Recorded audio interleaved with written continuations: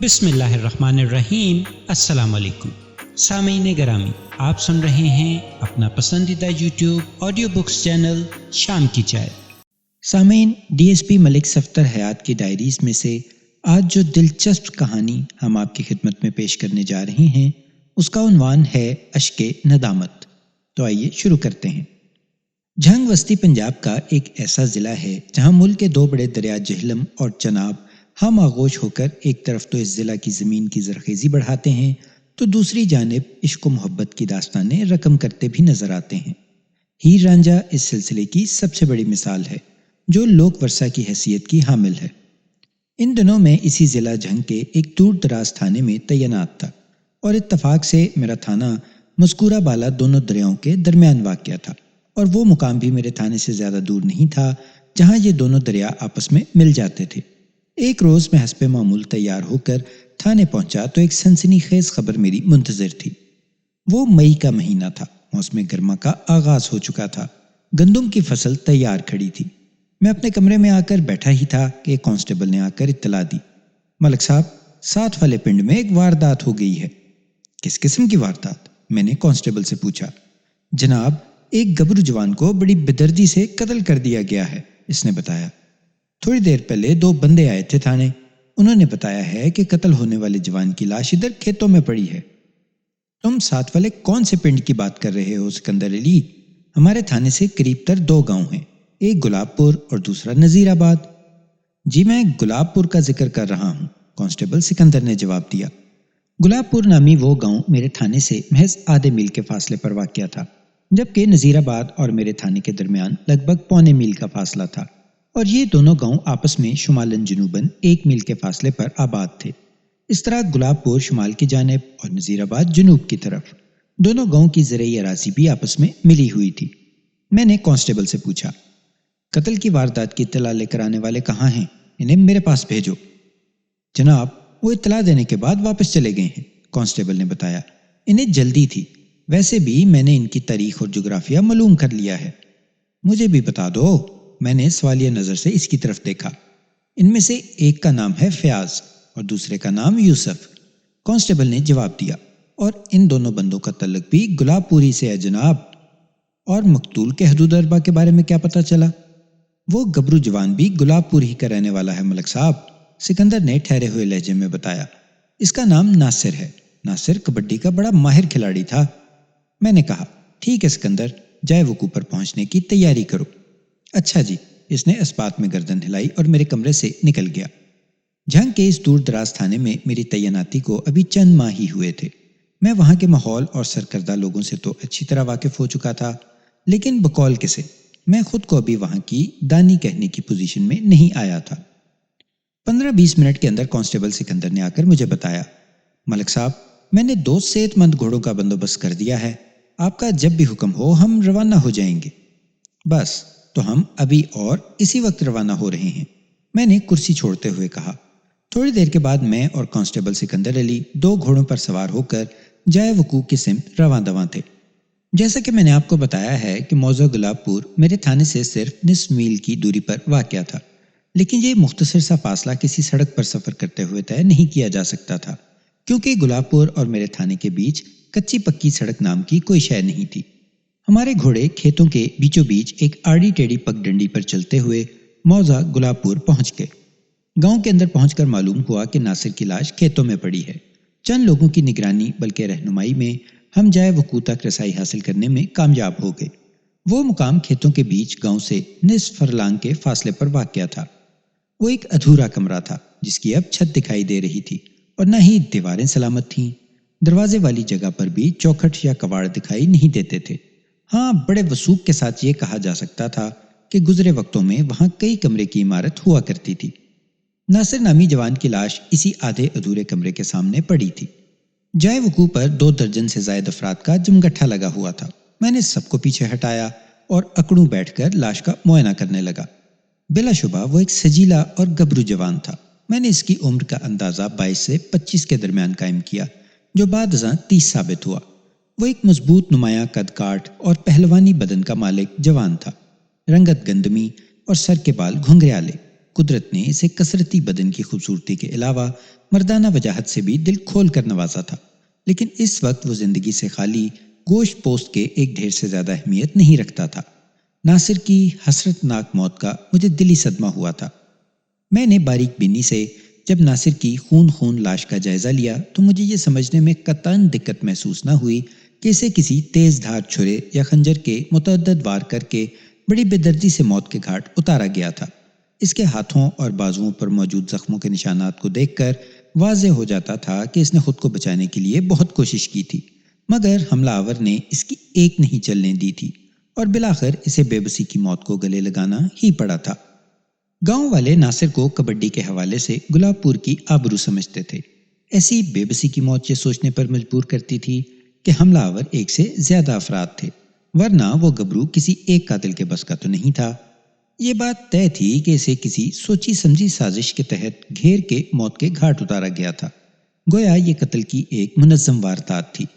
میں نے لاش کے تفصیلی معائنے کے بعد اس پر ایک چادر ڈلوا دی اور موقع پر موجود لوگوں سے پوچھ گچھ کرنے لگا۔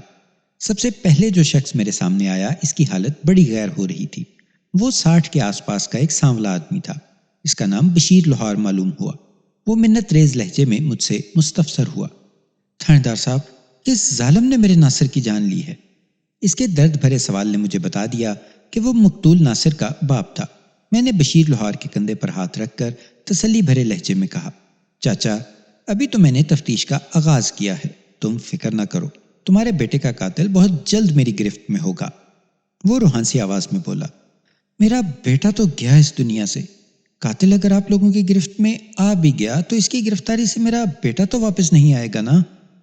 غم کی شدت نے بشیر لوہار کے حواس مختل کر دیے تھے۔ وہ سوچنے سمجھنے کی صلاحیت کھو بیٹھا تھا۔ ان لمحات میں اسے صرف ایک ہی بات یاد تھی کہ اس کا جوان بیٹا قتل کر دیا گیا ہے۔ وہ اس کے علاوہ اور کچھ سوچنا بھی نہیں چاہتا تھا۔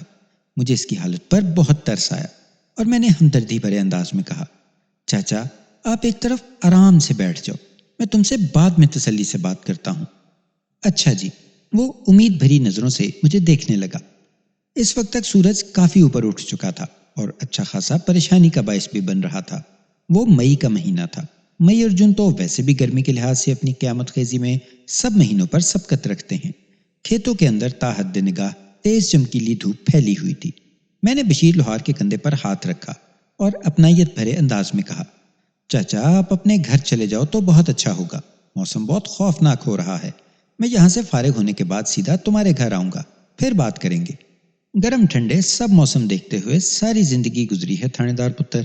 وہ میری طرف دیکھتے ہوئے مجروح لہجے میں بولا، یہ دھوپ اور گرمی میرا کیا بگاڑ لے گی؟ میں ادھر درخت کے نیچے جاتا ہوں۔ لمحاتی توقف کے بعد وہ دکھی لہجے میں اضافہ کرتے ہوئے بولا، میری سب سے قیمتی متاع، میرے دل کا ٹکڑا زندگی کی بازی ہار گیا، اس سے بڑا صدمہ کیا ہوگا میرے لیے؟ میں نے مقتول کے باپ بشیر لوہار سے زیادہ بحث نہیں کی اور اسے ایک بندے کے ساتھ ایک سایہ دار درخت کی جانب بھیج دیا۔ میں فی الحال اس کے ساتھ اس سے زیادہ ہمدردی نہیں کر سکتا تھا۔ جائے وقوع کا میں نے نقشہ تیار کر لیا تھا۔ آلہ قتل کا کوئی سراغ نہیں مل سکا تھا۔ جن کے لیے میرے تئیں آلہ قتل کے الفاظ زیادہ موزوں تھے، کیونکہ مقتول کی لاش اور اس کے بدن پر دکھائی دینے والے متعدد خوفناک گھاؤ کو دیکھ کر اس بات میں کسی شک و شبے کی گنجائش باقی نہیں رہ جاتی تھی کہ ناصر پر حملہ آور ہونے والے افراد 2 یا 2 سے زیادہ تھے، تو ظاہر ہے آلات قتل بھی 2 سے زیادہ ہی ہوں گے۔ موقع پر موجود گواہوں کے بیانات کا سلسلہ تو بعد میں بھی جاری رکھا جا سکتا تھا۔ میری نظر میں سب سے اہم مسئلہ اس وقت مقتول ناصر کی لاش کو ہسپتال بھجوانے کا تھا۔ میں نے فی الفور ناصر کی لاش کو پوسٹ مارٹم کی غرض سے سرکاری ہسپتال بھجوا دیا۔ کانسٹیبل سکندر کو بھی میں نے لاش کے ساتھ ہی روانہ کر دیا تھا۔ جائے وقوع کی کارروائی میں اس نے میری بھرپور مدد کی تھی اور اب اس کی وہاں کوئی خاص ضرورت باقی نہیں رہی تھی۔ میں نے اس ادھورے کمرے کے پاس کھڑے ہو کر چاروں جانب نگاہ دوڑائی۔ وہ مقام گاؤں گلاب پور سے محض آدھا فرلانگ کے فاصلے پر کھیتوں کے درمیان واقع تھا۔ لاش کی حالت کو دیکھ کر اندازہ ہوتا تھا کہ اسے رات کے وسطی حصے میں موت کے گھاٹ اتارا گیا تھا۔ اس بات کا پتہ چلانا بہت ضروری تھا کہ آدھی رات کے وقت وہ اپنے گھر سے نصف فرلانگ دور کھیتوں کے اندر کیا کر رہا تھا۔ یہ سوال بہت زیادہ اہمیت کا حامل تھا۔ میں نے وہاں موجود لوگوں سے گھما پھرا کر قتل کی اس لرزہ خیز واردات کے بارے میں مختلف سوالات کیے، لیکن کوئی بھی مجھے ایسا جواب نہ دے سکا جو میرے لیے تسلی کا باعث ہوتا۔ اور جو تفتیش کو آگے بڑھانے میں مددگار ثابت ہو سکتا۔ میں نے ان دو افراد سے بھی پوچھ گچھ کی جو اس اندوہناک واقعے کی اطلاع دینے تھانے پہنچے تھے۔ فیاض اور یوسف بھی اس قتل کے حوالے سے کچھ نہیں جانتے تھے۔ آخر میں نے اس آدمی سے سوال و جواب کیے جس نے آج صبح ناصر کی لاش کو اس ادھورے کمرے کے باہر پڑے دیکھا تھا۔ اس بندے کا نام الیاس اور عمر 50 سے تجاوز تھی۔ پیشے کے اعتبار سے الیاس کمہار تھا۔ وہ مختلف قسم کے چھوٹے بڑے برتن تیار کیا کرتا تھا اور ظاہر ہے ان برتنوں کی تیاری کے لیے چکنی مٹی کی ضرورت ہوتی تھی۔ الیاس، تم صبح کہاں جا رہے تھے؟ میں نے اس کے چہرے پر نگاہ جماتے ہوئے سوال کیا۔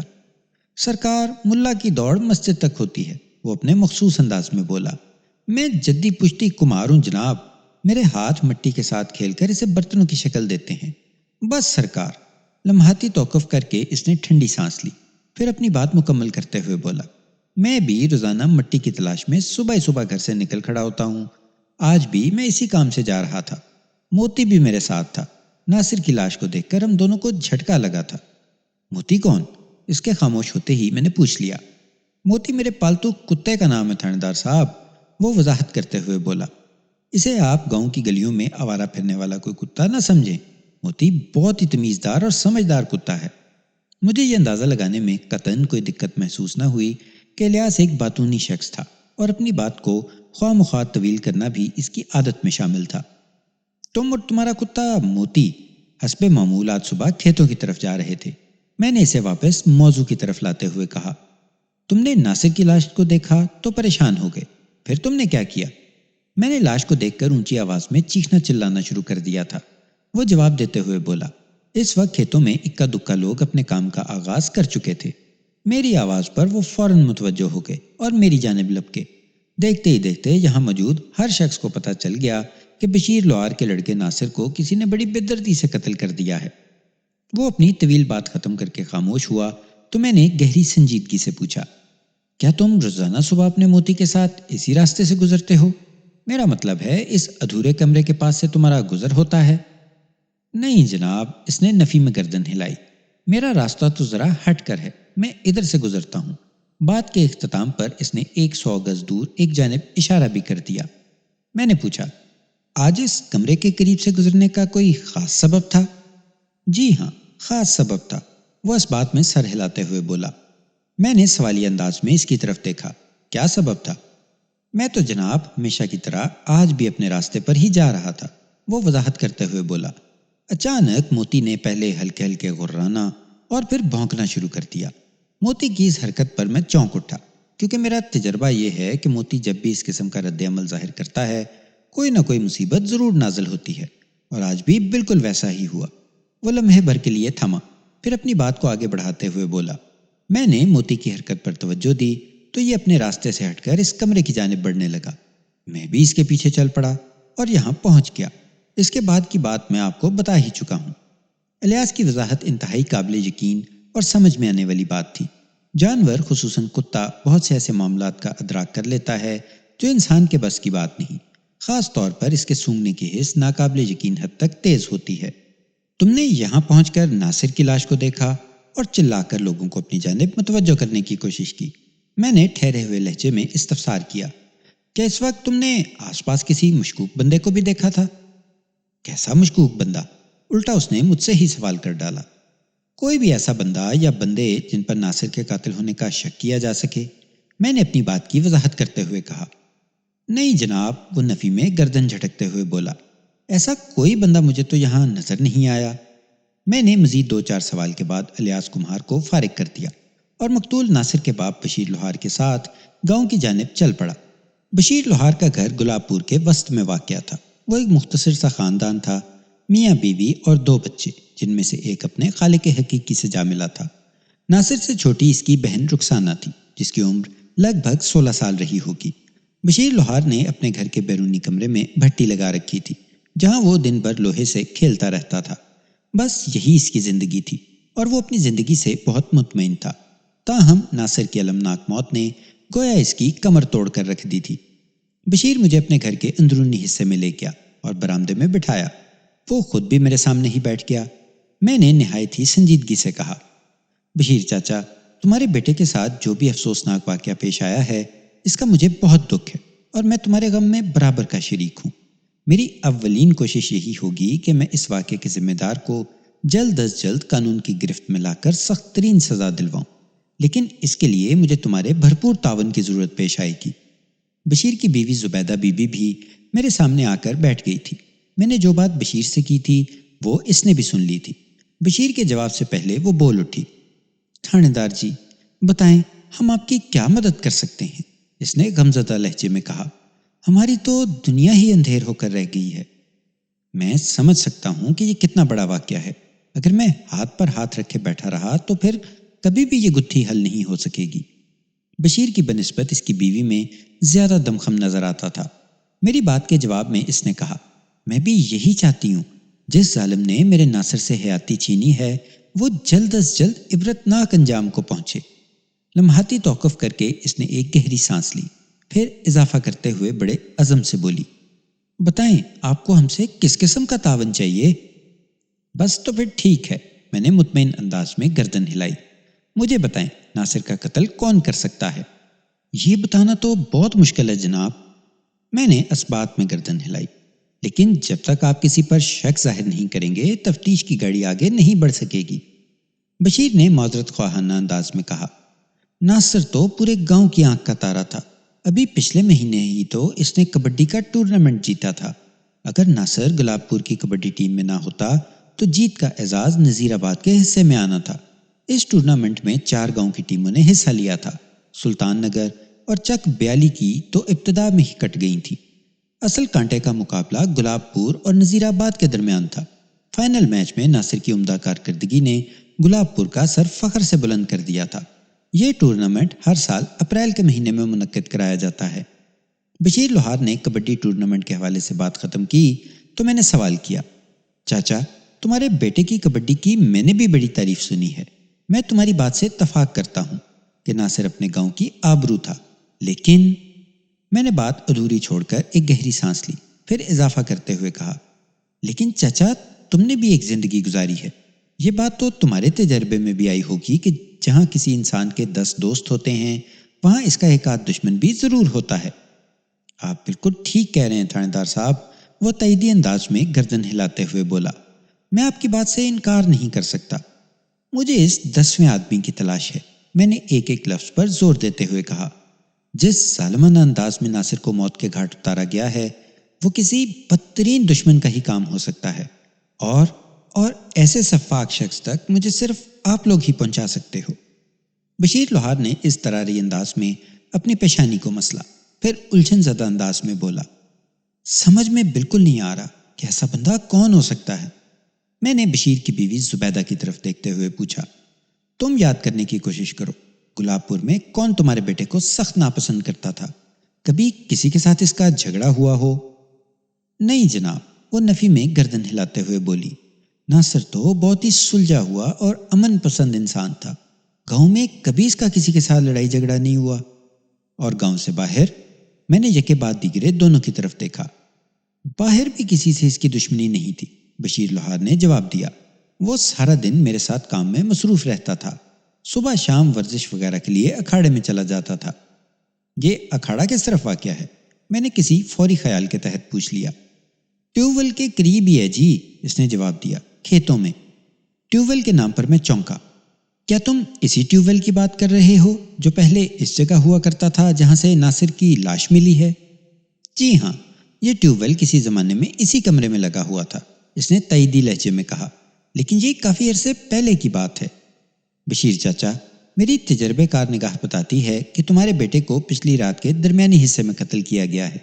میں نے اس کی آنکھوں میں دیکھتے ہوئے گہری سنجیدگی سے کہا، تم نے بتایا ہے کہ ناصر صبح شام اکھاڑے میں کسرت وغیرہ کے لیے جایا کرتا تھا، پھر وہ آدھی رات کو گھر سے باہر کیا کر رہا تھا، اور وہ بھی اکھاڑے سے 100-200 گز دور؟ یہ بات تو ہماری سمجھ میں بھی نہیں آ رہی تھانے دار صاحب۔ زبیدہ بی بی نے تفکر آمیز نظر سے مجھے دیکھا۔ ناصر پچھلی رات ادھر کیا کرنے گیا تھا؟ بشیر لوہار بولا، کل شام سے پہلے وہ ورزش کرنے اکھاڑے میں بھی گیا تھا، پھر ہم چاروں نے ایک ساتھ بیٹھ کر کھانا کھایا اور تھوڑی دیر کے بعد سونے کے لیے لیٹ گئے۔ آپ لوگ رات میں سوتے کہاں ہیں؟ میں نے ادھر ادھر نگاہ دوڑاتے ہوئے سوال کیا۔ موسم ایسا ہے کہ کمروں کے اندر گھس کر سونا ممکن نہیں رہا۔ آپ بالکل ٹھیک کہہ رہے ہیں جناب، آج کل دن تو دن رات میں بھی خاصی گرمی ہو رہی ہے، بشیر نے جواب دیا۔ میں، زبیدہ اور ہماری بیٹی رخسانہ گھر کے صحن میں چارپائیاں بچھا کر سوتے ہیں۔ اور ناصر، وہ رات کو کہاں سوتا تھا؟ وہ چھت پر سوتا تھا جی، زبیدہ نے جواب دیا۔ بشیر نے کہا، صرف سردیوں کے 2-3 مہینے وہ اپنی چارپائی نیچے لاتا تھا، ورنہ اس کی ہمیشہ سے یہ عادت تھی کہ وہ رات کو چھت پر ہی سویا کرتا تھا۔ میں وہ جگہ دیکھنا چاہتا ہوں جہاں ناصر رات کو سوتا تھا۔ آپ آئیں میرے ساتھ۔ تھوڑی دیر بعد ہم دونوں چھت پر تھے، جہاں پر ایک چارپائی بچھی ہوئی تھی۔ چارپائی پر ایک تکیہ اور چادر بھی موجود تھی، اور ان دونوں چیزوں کی موجودگی بتاتی تھی کہ وہاں رات کوئی سویا تھا۔ میں نے چاروں جانب نگاہ دوڑا کر ماحول کا جائزہ لیا۔ شہروں کی طرح گاؤں میں کثیر المنزلہ مکانات تعمیر نہیں کیے جاتے۔ چودھری یا گاؤں کے کسی بڑے گھر کے علاوہ تمام مکان کچے اور ایک منزلہ ہی ہوتے ہیں۔ میں 55-60 سال پہلے کی بات کر رہا ہوں، جب 99% مکانات مٹی سے بنائے جاتے تھے۔ آج کل تو گاؤں دیہات کی شکل ہی بدل کر رہ گئی ہے۔ پنجاب کے گاؤں میں 70% گھر پختہ اینٹوں سے تعمیر کیے جاتے ہیں۔ سواری میں موٹر سائیکل عام دیکھنے میں آتی ہے، اور موبائل فون کا استعمال بھی کافی بڑھ گیا ہے۔ گلاب پور ایک روایتی گاؤں تھا۔ بیشتر مکانوں کی چھتیں ایک دوسرے کے ساتھ ملی ہوئی تھیں۔ میں نے گرد و پیش کا اچھی طرح جائزہ لیا، اور ایک مرتبہ پھر ہم نیچے برآمدے میں آ کر بیٹھ گئے۔ میں نے ایک مرتبہ پھر سوال و جواب کا سلسلہ شروع کر دیا۔ آپ لوگوں کو کب پتہ چلا کہ ناصر گھر میں موجود نہیں ہے؟ آج صبح ہی پتہ چلا تھا جی، بشیر لوہار نے بتایا۔ ناصر کو صبح اٹھتے ہی کافی پریشانی ہوتی ہے۔ اس کی آنکھ آسانی سے نہیں کھلتی۔ اس نے زبیدہ کی ڈیوٹی لگا رکھی تھی کہ وہ الگ صبح سے جگا دیا کرے۔ زبیدہ فجر کی اذان کے ساتھ ہی جاگ جاتی ہے۔ آج صبح جب یہ ناصر کو اٹھانے کے لیے چھت پر پہنچی تو وہ وہاں موجود نہیں تھا۔ موجود نہیں تھا؟ کیا مطلب؟ میں نے اس طرح بھی انداز میں پوچھا۔ اس وقت زبیدہ لسی والا جگ اور گلاس لے کر ہمارے پاس پہنچ گئی۔ بشیر نے اپنی بیوی کی طرف اشارہ کرتے ہوئے کہا، آپ اسی سے پوچھ لیں کہ آج صبح چھت پر اس نے کیا نظارہ دیکھا تھا۔ نظارہ؟ میں نے سوالیہ نظر سے باری باری ان دونوں کے چہرے دیکھے۔ بشیر لوہار کی دونوں باتوں نے مجھے بری طرح چونکا دیا تھا۔ میرے اندر سے ایک آواز اٹھی کہ اس کیس کا کوئی سرا میرے ہاتھ آنے والا ہے۔ زبیدہ میرے لیے گلاس میں لسی انڈیل چکی تو میں نے اس سے پوچھا، زبیدہ بی بی، بشیر چاچا کیا کہہ رہا ہے؟ آج صبح جب تم ناصر کو اٹھانے چھت پر پہنچی تو تم نے کون سا نظارہ دیکھا تھا؟ وہ ایک طرف بیٹھ گئی، پھر ٹھنڈی سانس خارج کرتے ہوئے بولی، میں تو جی روزانہ ہی صبح سے جگانے جایا کرتی تھی، لیکن آج جو کچھ میں نے دیکھا وہ پہلے کبھی نہیں دیکھا تھا۔ وہی تو میں جاننا چاہتا ہوں، میں نے سرسراتی ہوئی آواز میں کہا۔ جناب، میں روزانہ چھت پر جا کر اسے آواز دیا کرتی تھی، ناصر پتر اٹھ جا، صبح ہو گئی ہے، وہ وضاحت کرتے ہوئے بولی۔ دوسری نہیں تو تیسری آواز پر وہ آنکھیں ملتا ہوا اٹھ کر بیٹھ جاتا تھا، لیکن آج صبح جب ایسا نہیں ہوا تو مجھے حیرت ہوئی اور میں نے جھنجھوڑ کر اسے جگانے کی کوشش کی، اور اس وقت پتہ چلا کہ ناصر تو چارپائی پر موجود ہی نہیں ہے۔ وہ لمحے بھر کے لیے رکی، ایک بوجھل سانس خارج کی، پھر بات مکمل کرتے ہوئے بولی، چارپائی پر چادر کے نیچے تکیہ اس طرح رکھا ہوا تھا کہ دور سے دیکھنے پر یہی نظر آئے کہ وہاں کوئی سویا ہوا ہے۔ اوہ، میں نے متاسفانہ انداز میں کہا، اس کا مطلب ہے پچھلی رات ناصر اپنی مرضی سے گھر سے نکلا تھا، اور وہ نہیں چاہتا تھا کہ آپ لوگوں میں سے کسی کو اس کی غیر حاضری کا احساس ہو۔ جی یہی بات ہے، یہی سمجھ میں آتا ہے، بشیر نے کمزور آواز میں کہا۔ اس کا مطلب ہے، میں نے سوچ میں ڈوبے ہوئے لہجے میں کہا، وہ اس سے پہلے بھی یہ حرکت کرتا رہا ہوگا۔ جناب، اگر پہلے ناصر نے ایسا کیا ہوتا تو زبیدہ کی نظر میں آ جاتا، بشیر نے کہا۔ نہیں، میں نے بڑی شدت سے نفی میں گردن ہلائی۔ اس سے پہلے وہ اس لیے زبیدہ کی پکڑ میں نہیں آیا کہ وہ صبح سے پہلے واپس آ جایا کرتا ہوگا۔ ان لمحوں میں میرا ذہن نہایت ہی تیز رفتاری سے کام کر رہا تھا۔ صرف ایک نکتے نے یہ کیس کھول کر میرے سامنے رکھ دیا تھا۔ مجھے اس معاملے میں عشق مشوقی کی بو آ رہی تھی۔ یہ آپ کیا کہہ رہے ہیں تھانے دار جی؟ زبیدہ نے الجھن زدہ نظر سے میری طرف دیکھا۔ ایسی کوئی بات ہمارے علم میں تو نہیں۔ میں بالکل سچ کہہ رہا ہوں، میں نے باری باری ان دونوں کی آنکھوں میں جھانکا۔ آپ لوگوں کا بیٹا رات کی تاریکی میں کسی سے ملنے گھر سے باہر جایا کرتا تھا۔ زیادہ امکان اس بات کا ہے کہ وہ کوئی لڑکی ہو۔ بتائیں، ناصر کا گاؤں کی کسی لڑکی کے ساتھ چکر چل رہا تھا؟ چکر؟ دونوں نے بے چینی سے ایک دوسرے کی طرف دیکھا۔ پھر بشیر نے مجھ سے کہا، تھانے دار جی، ناصر اس قسم کا لڑکا نہیں تھا۔ وہ تو گلاب پور کی لڑکیوں اور عورتوں کو اپنی مائیں بہنیں سمجھتا تھا، وہ کبھی کسی کی طرف آنکھ اٹھا کر نہیں دیکھتا تھا۔ میں مان ہی نہیں سکتا کہ اس کا کسی لڑکی سے کوئی محبت کا معاملہ نہ چل رہا ہو، میں نے ایک ایک لفظ پر زور دیتے ہوئے کہا۔ وہ پچھلی رات اسی لڑکی سے ملاقات کرنے کھیتوں میں پہنچا تھا۔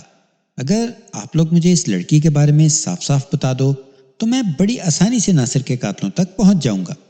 لمحاتی توقف کر کے میں نے ایک گہری سانس لی، پھر حتمی لہجے میں کہا، وہی لڑکی صحیح معنوں میں بتا سکتی ہے کہ پچھلی رات ادھر کھیتوں میں کیا واقعہ پیش آیا تھا۔ جناب، آپ ہم سے بڑی قسم لے لیں، ہمیں ناصر کے کسی بھی ایسے معاملے کی خبر نہیں، بشیر نے منت آمیز لہجے میں کہا، اور نہ ہی ہم کسی ایسی لڑکی کو جانتے ہیں۔ بشیر چاچا، عشق اور مشک چھپائے نہیں چھپتے، اور تمہیں قسم کھانے یا کھلانے سے پولیس والوں کا کام نہیں چلتا، میں نے سنسناتے ہوئے لہجے میں کہا۔ میں بہت جلد اس بات کا پتہ چلا لوں گا کہ پچھلی رات تمہارا بیٹا کس سے ملنے کھیتوں میں پہنچا تھا، لیکن اچھا یہی ہوتا کہ آپ لوگوں سے مجھے پتہ چل جاتا۔ زبیدہ نے بے بسی سے کہا، اگر ہمیں اس معاملے کی ذرا سی سنگن ہوتی تو ہم آپ کو ضرور بتا دیتے تھانے جی۔ ہم یہ نہیں کہتے کہ آپ کا اندازہ غلط ہے یا آپ جھوٹ بول رہے ہیں، بشیر نے عاجزی سے کہا، لیکن حقیقت یہی ہے کہ ہمیں اس حوالے سے کچھ بھی پتہ نہیں۔ ٹھیک ہے، میں نے ٹھہرے ہوئے انداز میں کہا، میں آپ لوگوں کی بات کا یقین کر لیتا ہوں۔ اکثر ماں باپ کو اپنی اولاد کی سرگرمیوں کی خبر نہیں ہوتی اور وہ انہیں معصوم اور بے خطا ہی سمجھتے رہتے ہیں، پھر جب ان کا کوئی کارنامہ سامنے آتا ہے تو دانتوں میں انگلیاں دبا کر رہ جاتے ہیں۔ ناصر کے معاملے میں بھی بہت جلد ایسا ہوگا۔ میں نے لمحاتی توقف کر کے باری باری دونوں کے چہروں کا جائزہ لیا، پھر پوچھا، یہ بتائیں گلاب پور میں ناصر کی سب سے زیادہ گہری دوستی کس کے ساتھ تھی؟ جمیل کے ساتھ، وہ بیک زبان ہو کر بولے۔ میں نے ٹھوس انداز میں کہا، مجھے یقین ہے جو بات آپ کے علم میں نہیں وہ جمیل کو ضرور پتا ہوگی۔ کیا آپ میں سے کوئی جمیل کو یہاں بلا سکتا ہے؟ میں اس سے پوچھ گچھ کرنا چاہتا ہوں، یا آپ مجھے اس کے گھر تک پہنچا دیں۔ وہ تو ہمارا پڑوسی ہے جناب، بشیر نے بتایا، ادھر ساتھ والے گھر میں رہتا ہے، لیکن ابھی اس سے ملاقات نہیں ہو سکتی۔ کیوں نہیں ہو سکتی ملاقات؟ میں نے چونک کر اس کی طرف دیکھا۔ وہ 2 دن سے ٹوبا ٹیکسنگ گیا ہوا ہے، اس نے جواب دیا۔ میں نے کل ہی جمیل کے بارے میں ناصر سے پوچھا تھا اور اس نے بتایا تھا کہ جمیل پرسوں واپس آئے گا، یعنی کل۔ ٹھیک ہے، میں نے ٹھہرے ہوئے لہجے میں کہا، جمیل تو کل واپس آئے گا، لیکن میں پھر بھی اس کے گھر والوں سے پوچھ کر اپنی تسلی کرنا چاہتا ہوں۔ جمیل کے باپ کی پرچون کی دکان ہے اور وہ اس وقت دکان پر ہی ہوگا، بشیر نے کہا۔ آپ میرے ساتھ ہیں، میں آپ کو کفیل سے ملوا دیتا ہوں۔ میں اٹھ کر کھڑا ہو گیا اور پوچھا، کیا کفیل کی دکان یہاں سے دور ہے؟ نہیں جی، اس نے گھر کے اندر ہی بیٹھک میں دکان کھولی ہوئی ہے، اس نے جواب دیا۔ ایک دروازے سے نکلیں گے تو ساتھ ہی آپ کو کفیل کی دکان نظر آ جائے گی۔ ہم دونوں اس کے گھر سے باہر نکل آئے۔ بشیر لوہار نے بالکل ٹھیک کہا تھا۔ جیسے ہی میں نے اس کے دروازے سے قدم باہر نکالا، کفیل کی پرچون والی دکان میری آنکھوں کے سامنے آ گئی۔ آتے وقت میں نے اس دکان کی طرف کوئی دھیان نہیں دیا تھا۔ کفیل کی عمر 40 سے چڑھتی ہوئی تھی۔ وہ ایک دبلا اور دراز قامت شخص تھا۔ اس نے ہلکی ہلکی مونچھیں رکھی ہوئی تھیں اور سر پر سفید ٹوپی بھی لگا رکھی تھی۔ میں نے لگ بھگ 15 منٹ تک اس کے ساتھ گفتگو کی۔ وہ مجھے دیکھ کر اپنے کام کو سمیٹ بیٹھا تھا اور پوری توجہ مجھ پر مبذول کر دی تھی۔ اسے ناصر کی موت کا دلی صدمہ تھا، اس لیے نہیں کہ مقتول ناصر اس کے بیٹے کا گہرا دوست تھا، بلکہ اس لیے کہ وہ ناصر اور اس کی کبڈی کو بے حد پسند کرتا تھا۔ وہ خود بھی جوانی میں یہ کھیل کھیل چکا تھا۔ اس نے پوری کوشش کی تھی کہ اس کا بیٹا جمیل بھی پہلوانی اور شہزوری کے کاموں میں حصہ لے، لیکن جمیل نے اسے سخت مایوس کیا تھا۔ جمیل کو کبھی اس قسم کا کوئی شوق رہا ہی نہیں تھا۔ کفیل سے ہونے والی گفتگو اس لحاظ سے بے نتیجہ رہی کہ وہ ناصر کے قتل کے حوالے سے مجھے معلومات فراہم نہیں کر سکا تھا۔ وہ بھی مقتول کے کسی جانی دشمن کے بارے میں کچھ نہیں جانتا تھا۔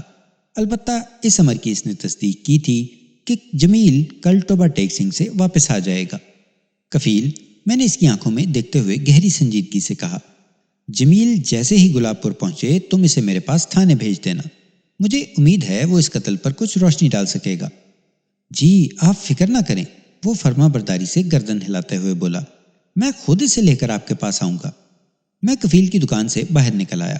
میں نے واپسی کا ارادہ ظاہر کیا تو بشیر لوہار نے مجھ سے پوچھا، تھانے دار صاحب، ناصر کی لاش کب تک مجھے مل جائے گی؟ میں اس دکھی باپ کی دلی کیفیات کو بخوبی محسوس کر سکتا تھا۔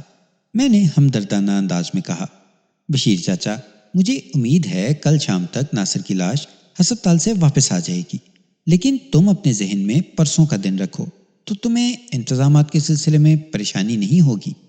لمحاتی توقف کے بعد میں نے استفسار کیا، تم میری بات سمجھ رہے ہو نا؟ جی جی، اس نے اس بات میں گردن ہلا دی۔ میں نے اسے ضروری ہدایات دیں، اس کے دکھ درد میں اپنی مکمل شرکت اور شمولیت کا یقین دلایا اور دوبارہ آنے کا کہہ کر واپس آ گیا۔ میرا ذہن اور دل کسی بھی قیمت پر یہ تسلیم کرنے کو تیار نہیں تھا کہ مقتول ناصر کا کسی لڑکی کے ساتھ کوئی چکر نہ ہو۔ اس نے اپنی چارپائی پر چادر اور تکیے کی مدد سے جو کہانی بنانے کی کوشش کی تھی وہ 100% اسی جانب اشارہ کرتی تھی کہ وہ اپنے گھر والوں کے علم میں لائے بغیر کہیں گیا تھا اور چاہتا تھا کہ گھر والوں کو اس کی اس حرکت کا پتہ بھی نہ چلے، اور اس بات کا بھی قوی امکان تھا کہ وہ ایسی حرکت پہلے بھی کئی بار کر چکا ہوگا۔ میرا ذہن برق رفتاری سے کام کر رہا تھا۔ میں نے بڑی توجہ اور تفصیل کے ساتھ جائے وقوع کا نقشہ تیار کیا تھا۔ وہ ایک ایسا مقام تھا جو چوری چھپے کی ملاقاتوں کے لیے بڑا موزوں ثابت ہو سکتا تھا۔ وہ ادھورا کمرہ اگرچہ چھت اور دروازے سے بے نیاز تھا، تاہم اس کی بچی کچی دیواریں دو پریمیوں کی خفیہ ملاقات کے لیے بہترین آڑ فراہم کرتی تھیں۔ چونکہ وہ ایک متروک کمرہ تھا، لہٰذا اس حوالے سے اس طرف کسی کا دھیان بھی نہیں جا سکتا تھا۔ میں تو کہتا ہوں اگر دن میں بھی کوئی جوڑا اس پناہ گاہ سے فیض یاب ہونے کا ارادہ کرتا تو اسے مایوسی نہ ہوتی، کجا یہ کہ آدھی رات کی تاریکی میں۔ گھوم پھر کر میری سوچ کی سوئی لڑکی کے کردار پر آ کر اٹک جاتی تھی۔ ایک ایسی لڑکی جو مقتول سے محبت کرتی تھی، ایک ایسی لڑکی جسے مقتول بے پناہ چاہتا تھا، اور وہ دونوں راتوں کی تاریکی میں چھپ چھپ کر ملتے تھے۔ میری سوچ کی سنسنی خیزی کا دعویٰ تھا کہ وہ لڑکی بھی موضع گلاب پور ہی سے تعلق رکھتی تھی۔ میرے اس انداز میں سوچنے کا ایک خاص سبب تھا۔ جائے وقوع وہ ادھورا کمرہ گلاب پور گاؤں سے صرف نصف فرلانگ کے فاصلے پر کھیتوں کے بیچوں بیچ واقع تھا۔ کوئی بھی لڑکی گلاب پور کے ادھر سے 100-125 گز کا فاصلہ طے کر کے اس ادھورے کمرے تک بآسانی پہنچ سکتی تھی۔ بصورت دیگر جائے وقوع کے درمیان لگ بھگ 7.5 فرلانگ یعنی 1650 گز کا زمینی فاصلہ حائل تھا۔ یہ ممکن نہیں تھا کہ کوئی لڑکی اتنا لمبا سفر طے کر کے مقتول سے ملنے اس مقام پر پہنچتی ہوگی، تو یہ بات طے تھی کہ ناصر کی محبوبہ بھی گلاب پور ہی کی رہنے والی تھی۔ ان تمام تر حالات و واقعات کی روشنی میں ایک اور بات بھی پایا ثبوت کو پہنچ جاتی تھی، اور وہ یہ کہ قاتل اس بات سے بخوبی آگاہ تھا کہ ناصر اس رات وہاں ضرور آئے گا۔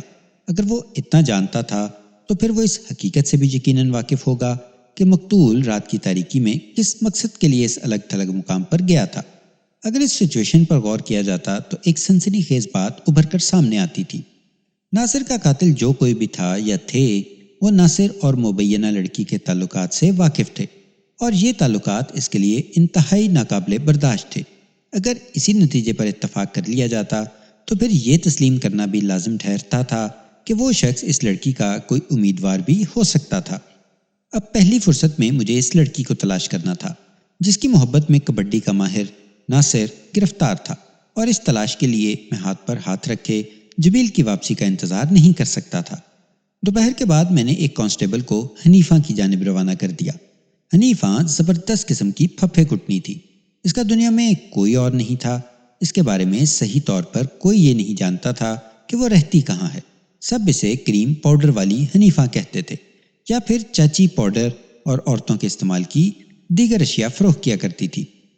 دلچسپ بات یہ تھی کہ لوگ تو اس کے بارے میں درست معلومات نہیں رکھتے تھے، مگر وہ سب کی سنگن خوب رکھتی تھی، اور راز کی بات یہ تھی کہ وہ غیر محسوس انداز میں پولیس کے لیے مخبری بھی کیا کرتی تھی۔ اس لیے میں نے اسے فی الفور تھانے بلوا لیا۔ میں پہلے بھی ایک آدھ بار اس کی خدمات حاصل کر چکا تھا۔ لگ بھگ 5 بجے سے پہر حنیفہ میرے کمرے میں میرے سامنے بیٹھی ہوئی تھی۔ میں نے اس کی آنکھوں میں دیکھتے ہوئے سوال کیا، چاچی کیا حال ہے تمہارا؟ وہ جگت چاچی تھی، چھوٹا بڑا ہر کوئی اسے چاچی ہی کہہ کر مخاطب کرتا تھا۔ میرے سوال کے جواب میں اس نے کہا، اللہ کا شکر ہے سرکار، آپ سنائیں کس خدمت کے لیے بلایا ہے؟ میں نے اس کے سوال کا جواب دینے کی بجائے پوچھ لیا، گلاب پور کی طرف کب سے تمہارا چکر نہیں لگا؟ 1 ہفتہ پہلے ادھر گئی تھی ملک صاحب، اس نے سرسری انداز میں کہا۔ کیوں، کوئی خاص بات؟ پچھلی رات وہاں ایک نوجوان کا قتل ہو گیا ہے، میں نے گہری سنجیدگی سے کہا۔ اس کے قاتل تک رسائی حاصل کرنے کے لیے مجھے تمہاری مدد کی ضرورت ہے۔ قتل والی بات سن کر اس کا چہرہ متغیر ہو گیا۔ भवें सुगड़ते हुए इसने मुझसे पूछा, इधर कौन कत्ल हो गया है जी? मकतूल का नाम है नासिर, मैंने बताया। बशीर लोहार का बेटा नासिर। आज सुबह ही मैंने इसकी लाश पोस्टमार्टम के लिए सरकारी अस्पताल भिजवाई है। आप कहीं इस नासिर की बात तो नहीं कर रहे जो कबड्डी का खिलाड़ी भी है? वो सरसराते हुए लहजे में बोली। हाँ हाँ बिल्कुल वही नासिर, मैंने ताइदी अंदाज में गर्दन हिलाई। क्या तुम इसे जानती हो? इसे कौन नहीं जानता मलक साहब, वो अजीब से लहजे में बोली। वो तो गुलाबपुर वालों का हीरो था जनाब, गांव का बच्चा बच्चा ऐसे मोहब्बत करता था। मुझे इसकी मौत का सुनकर बहुत दुख हुआ है। किस बदजात ने इस गबरू नौजवान को कत्ल किया है? इसने एक ही सांस में मुतअद्दिद सवालात कर डाले। मेरे लिए ये बात वाकई हैरान कुन थी कि नासिर को बशीर लोहार के बेटे की बनिस्बत कबड्डी के खिलाड़ी की हैसियत से लोग ज्यादा जानते थे। कम से कम हनीफा के बेसाख्ता तबसरे से तो मैंने यही महसूस किया था। हनीफा, मैंने इसे ठहरे हुए लहजे में मुखातिब किया, अगर मुझे पता होता कि नासिर को किसने कत्ल किया है तो मैं फौरन जाकर इस बंदे को हथकड़ी लगा लेता। फिर तुम्हें थाने बुलाने और तुमसे इस केस में मदद लेने की जरूरत ही क्या थी? वो मानी खेज अंदाज में गर्दन हिलाते हुए बोली। हुक्म करें मलक साहब, मैं इस सिलसिले में किस तरह कानून के लिए मुफीद साबित हो सकती हूँ? मुझे आपके काम आकर बड़ी खुशी होगी। मेरी दिली ख्वाहिश है कि नासिर का कातिल जल्द अज जल्द आहनी सलाखों के पीछे नजर आए। शाबाश, तुमने मेरी ख्वाहिश की भी तर्जुमानी की है, मैंने सराहने वाले अंदाज में कहा। मुझे यकीन है तुम कातिल की गिरफ्तारी के सिलसिले में बहुत अहम किरदार अदा कर सकती हो। आप हुक्म करें, मुझे करना क्या है? वो अटेंशन हो गई। अभी थोड़ी देर पहले तुमने बड़े जज्बाती अंदाज में बताया कि गुलाबपुर का बच्चा बच्चा नासिर से मोहब्बत करता था। मैंने इसकी आंखों में देखते हुए कहा, ऐसा कहा है या नहीं? जी ये एक हकीकत है, वो इस्पात में गर्दन हिलाते हुए बोली। लेकिन मैं समझ नहीं सकी, आप कहना क्या चाह रहे हैं? मैं समझता हूँ, मैंने बदस्तूर इसकी आंखों में झांकते हुए कहा। ये ठीक है कि गुलाबपुर का बच्चा बच्चा मकतूल नासिर से बेपनाह मोहब्बत करता था, लेकिन मैं ये जानना चाहता हूँ कि जवान गुलाबपुर की किस हसीना से मोहब्बत करता था? गांव की किसी लड़की के साथ इसका मुआशका चल रहा था? ओह, इसने एक गहरी सांस खारिज की और बोली, तो कत्ल की इस वारदात का तल्लुक नासिर की मोहब्बत की किसी कहानी के साथ भी जुड़ा हुआ है। 101% हनीफा, मैंने अपनी बात पर जोर देते हुए कहा। वो गंभीर अंदाज में मुस्तफसर हुई। आपका मतलब है इसी लड़की ने नासिर का खून किया है? नहीं, मेरा हरगिज ये मतलब नहीं। मैंने नफी में गर्दन हिलाई। लेकिन मुझे ये यकीन जरूर है कि अगर वो लड़की मेरे सामने आ जाए तो मैं बासानी नासिर के कातिल या कातिलों तक रसाई हासिल कर सकता हूँ। और मैंने लम्हाती तौक़ुफ़ करके बड़ी खोजती हुई नजर से हनीफा की तरफ देखा और सनसनाते हुए लहजे में कहा, तुम्हारी संजीदगी और दिलचस्पी को देखकर मैं पूरे वसूख से कह सकता हूँ कि तुम नासिर के किसी ऐसे मौशक़े के बारे में अच्छी तरह जानती हो। अच्छी तरह तो नहीं, मगर मुझे उड़ती उड़ती खबर जरूर है, वो ठोस लहजे में बोली। आप मुझे एक दिन की मोहलत दें तो मैं दूध का दूध और पानी का पानी अलग करके आपके सामने रख दूंगी। ठीक है, मैं तुम्हें एक दिन का वक्त देता हूँ, मैंने इसकी फरमाइश पूरी करते हुए कहा।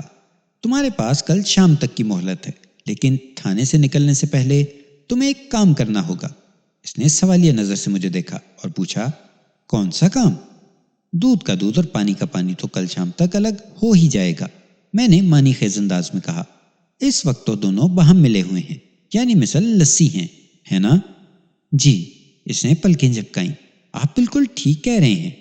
बस तो फिर यहाँ से रवाना होने से पहले मुझे इस लस्सी की एक झलक दिखला दो, मैंने एक एक लफ्ज पर जोर देते हुए कहा।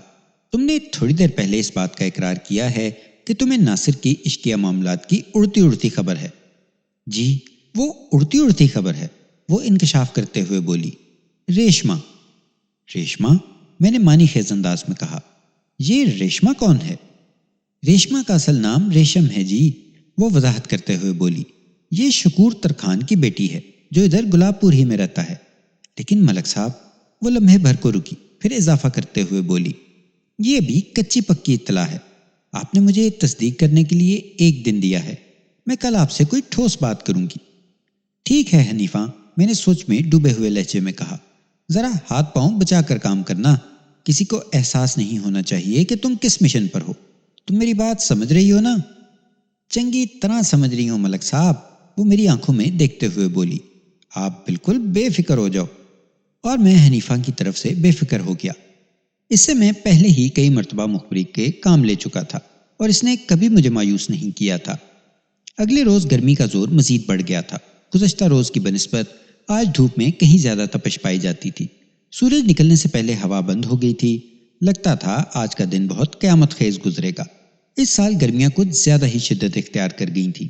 میں نے دن کے کھانے سے فارغ ہونے کے بعد ظہر کی نماز ادا کی ہی تھی کہ مجھے اطلاع دی گئی کہ گلاب پور سے 2 افراد مجھ سے ملنے آئے ہیں۔ میں نے انہیں فوراً اپنے کمرے میں بلوا لیا۔ ان میں ایک کفیل کریانہ فروش اور دوسرا اس کا بیٹا جمیل تھا۔ رسمی علیک سلیک کے بعد دراز قامت کفیل نے کہا، تھانے دار صاحب، میں نے اپنا وعدہ پورا کر دیا۔ جمیل نے گھر میں قدم رکھا ہی تھا کہ میں اسے لے کر آپ کے پاس آ گیا ہوں۔ شاباش، میں نے سراہنے والے انداز میں کہا۔ کفیل، اگر تمہاری طرح ہر شخص فرض شناسی اور ذمہ داری کا مظاہرہ کرے تو ہمارا ملک جنت سے بھی زیادہ خوبصورت بن سکتا ہے۔ بس جی، میں تو اپنا فرض پورا کرنے کی کوشش کرتا ہوں، وہ سادگی سے بولا۔ آگے اللہ کی مرضی۔ میں نے تائیدی انداز میں گردن ہلائی اور کہا، کفیل، تمہیں تھوڑی دیر کے لیے باہر برآمدے میں بیٹھنا ہوگا۔ میں جمیل سے تنہائی میں چند باتیں کرنا چاہتا ہوں۔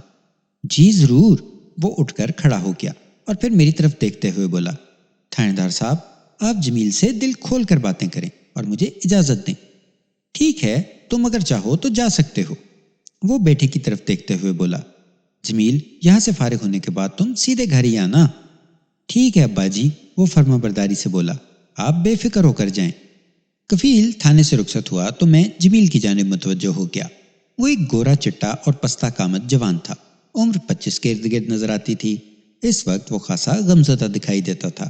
میں نے براہ راست گفتگو کا آغاز کرتے ہوئے پوچھا، جمیل، تمہیں ناصر کو پیش آنے والے واقعے کا پتہ تو چل ہی گیا ہوگا؟ جی تھانے دار صاحب، اس نے اسبات میں گردن ہلائی۔ مجھے اس کی موت کا جتنا دکھ ہے میں بیان نہیں کر سکتا۔ تم بیان نہ بھی کرو، میں تمہارے غم کو محسوس کر سکتا ہوں، میں نے ہمدردی بھرے لہجے میں کہا، اور پھر پوچھا، تمہارے خیال میں ناصر کی موت کا ذمہ دار کون ہو سکتا ہے؟ جناب، فوری طور پر کچھ کہنا تو ممکن نہیں، وہ جزبز ہوتے ہوئے بولا۔ آپ کی تفتیش کیا کہتی ہے؟ میری تفتیش؟ میں نے اس کی آنکھوں میں دیکھتے ہوئے کہا، میری تفتیش تو تمہاری جانب اشارہ کرتی ہے۔ یہ بات کہتے ہوئے میرے ذہن میں جمیل کے لیے کوئی بھی منفی یا شک زدہ خیال نہیں تھا، لیکن وہ بدک کر مجھے تکنے لگا اور اضطراری لہجے میں بولا، جناب، یہ آپ کیا کہہ رہے ہیں؟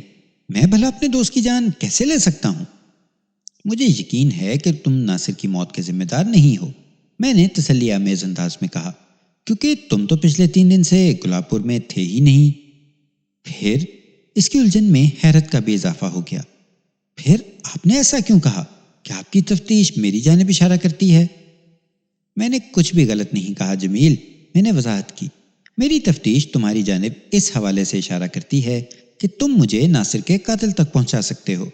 لمحاتی توقف کر کے میں نے اس کی آنکھوں میں جھانکا اور سنسناتے ہوئے لہجے میں پوچھا، جمیل، کیا تم نہیں چاہتے کہ ناصر کا قاتل جیل کی سنگلاخ دیواروں کے پیچھے باقی کی زندگی گزارے؟ میں اس سے بھی زیادہ چاہتا ہوں تھانے دار صاحب، وہ دونوں ہاتھوں کی مٹھیاں بھیجتے ہوئے بولا۔ مجھے تو وہ بندہ پھانسی کے پھندے پر لٹکا ہوا نظر آنا چاہیے۔ میں آپ کو بتا نہیں سکتا اس وقت میرے دل کی کیا حالت ہے۔